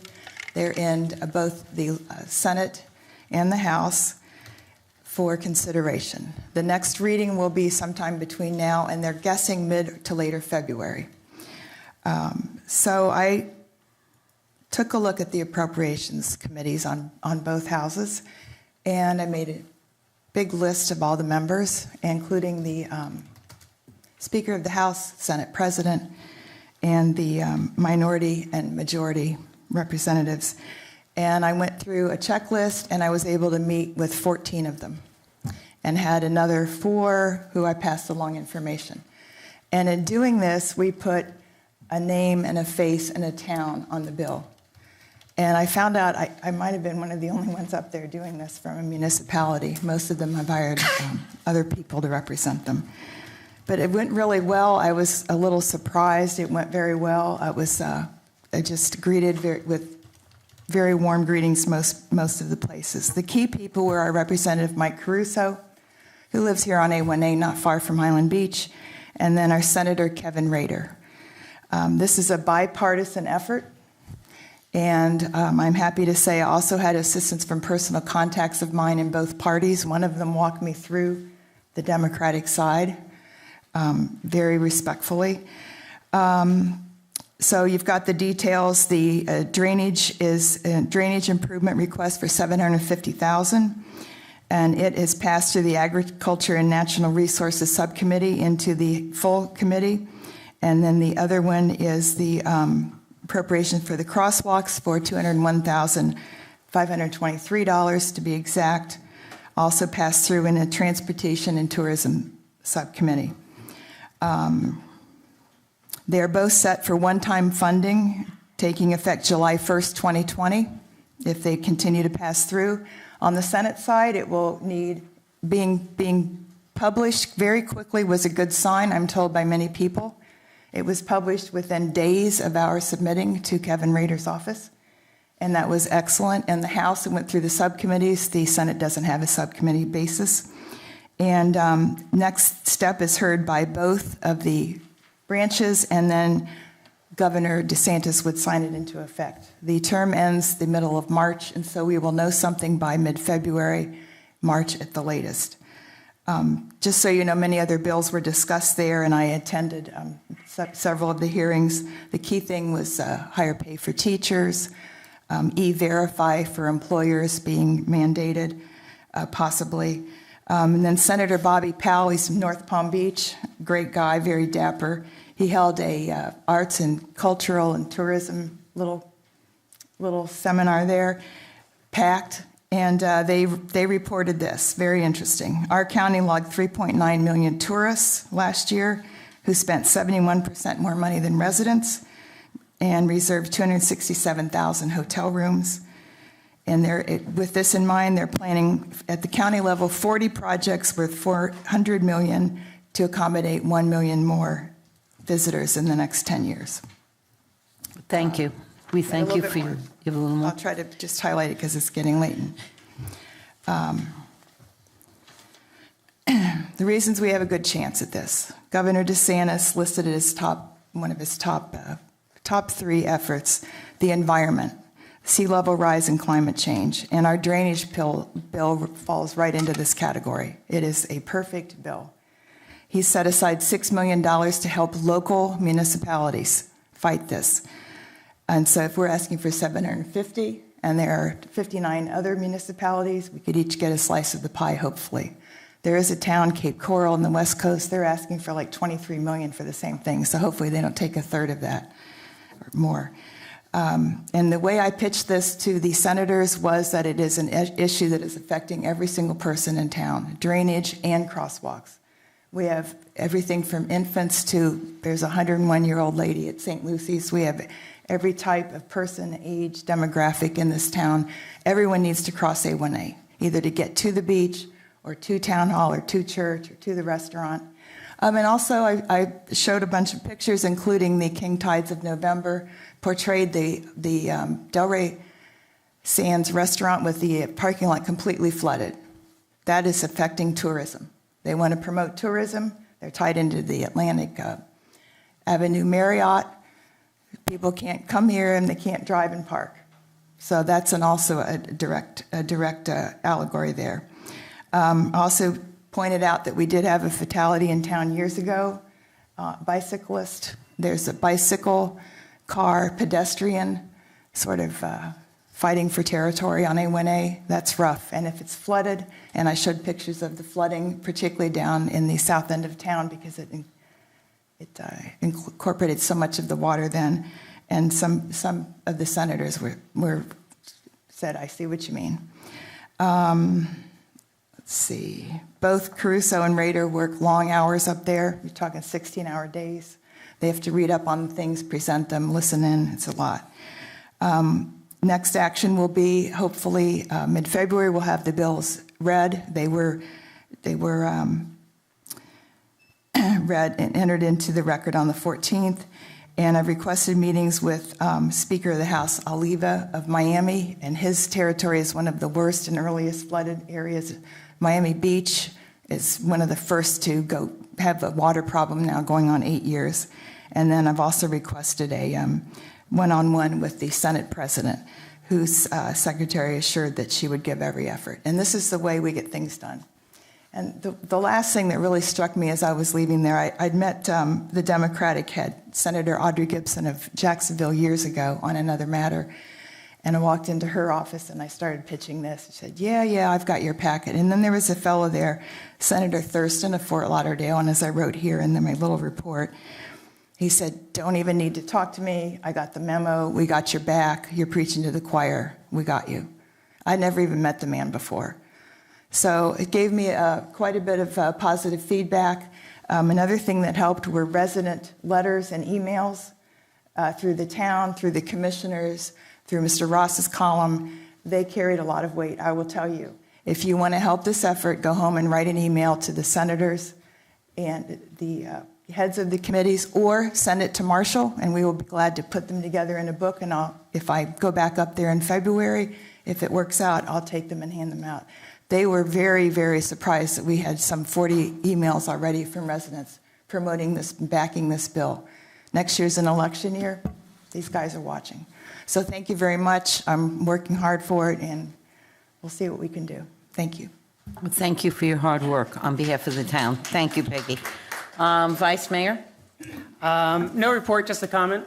Town Manager, can you make sure to work with Commissioner Casa-Seidman and get all of the responses from the Bell Lido Association distributed to us? Because I have a nice big spreadsheet of people's comments, and it'd be nice to kind of cross-reference all of it so we can figure out who's really saying what. Sure. And then we should probably do that even beyond the association, right? So beyond the association meeting, so we can really figure out what's the right thing to do. Okay. Okay, I will pass on my report, and we're going to go to Town Attorney's report. No, Mayor. Town Manager's report. We need some updates on the RFQs and... Yeah, so quickly, collective bargaining season starts off here. We have our 2 unions. We're going to start that process off here tomorrow, and then we'll keep you informed as we move forward. But that process has begun. We've started for audit prep, so Matt's getting all his documents together to get audit going. Water sewer study is those that went to the FAB. That's in the works, so we'll hopefully get that information back shortly. RFPs, we have 5. That'll be 3 on the streets, 2 more coming up at the end of the month. That includes televising the entire sanitary sewer system, so we have an idea what's going on there, to the crosswalks, to underground contractors, to our ERP system. That's all in the works and will be forthcoming here. Census, make sure you're counted. Thank you. Okay. I had one comment to the Town Manager. There was a little confusion about who owns the sewer pipes. We own our sewer pipes. Yeah. Yes, we own our sewer pipes. There was a question about that came up. So I want to make it very clear to all residents. We own the sewer pipes, and when you flush the toilet, it all goes to Delray for processing. Yes. I wanted to add on to everyone's information.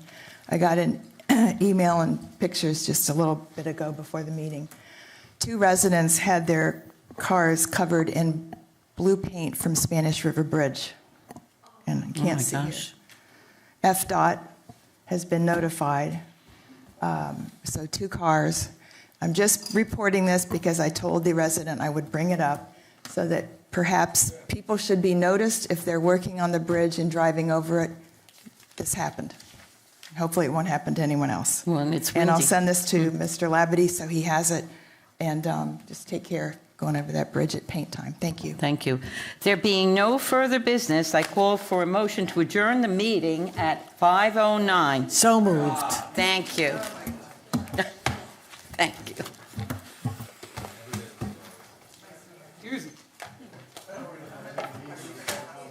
I don't care.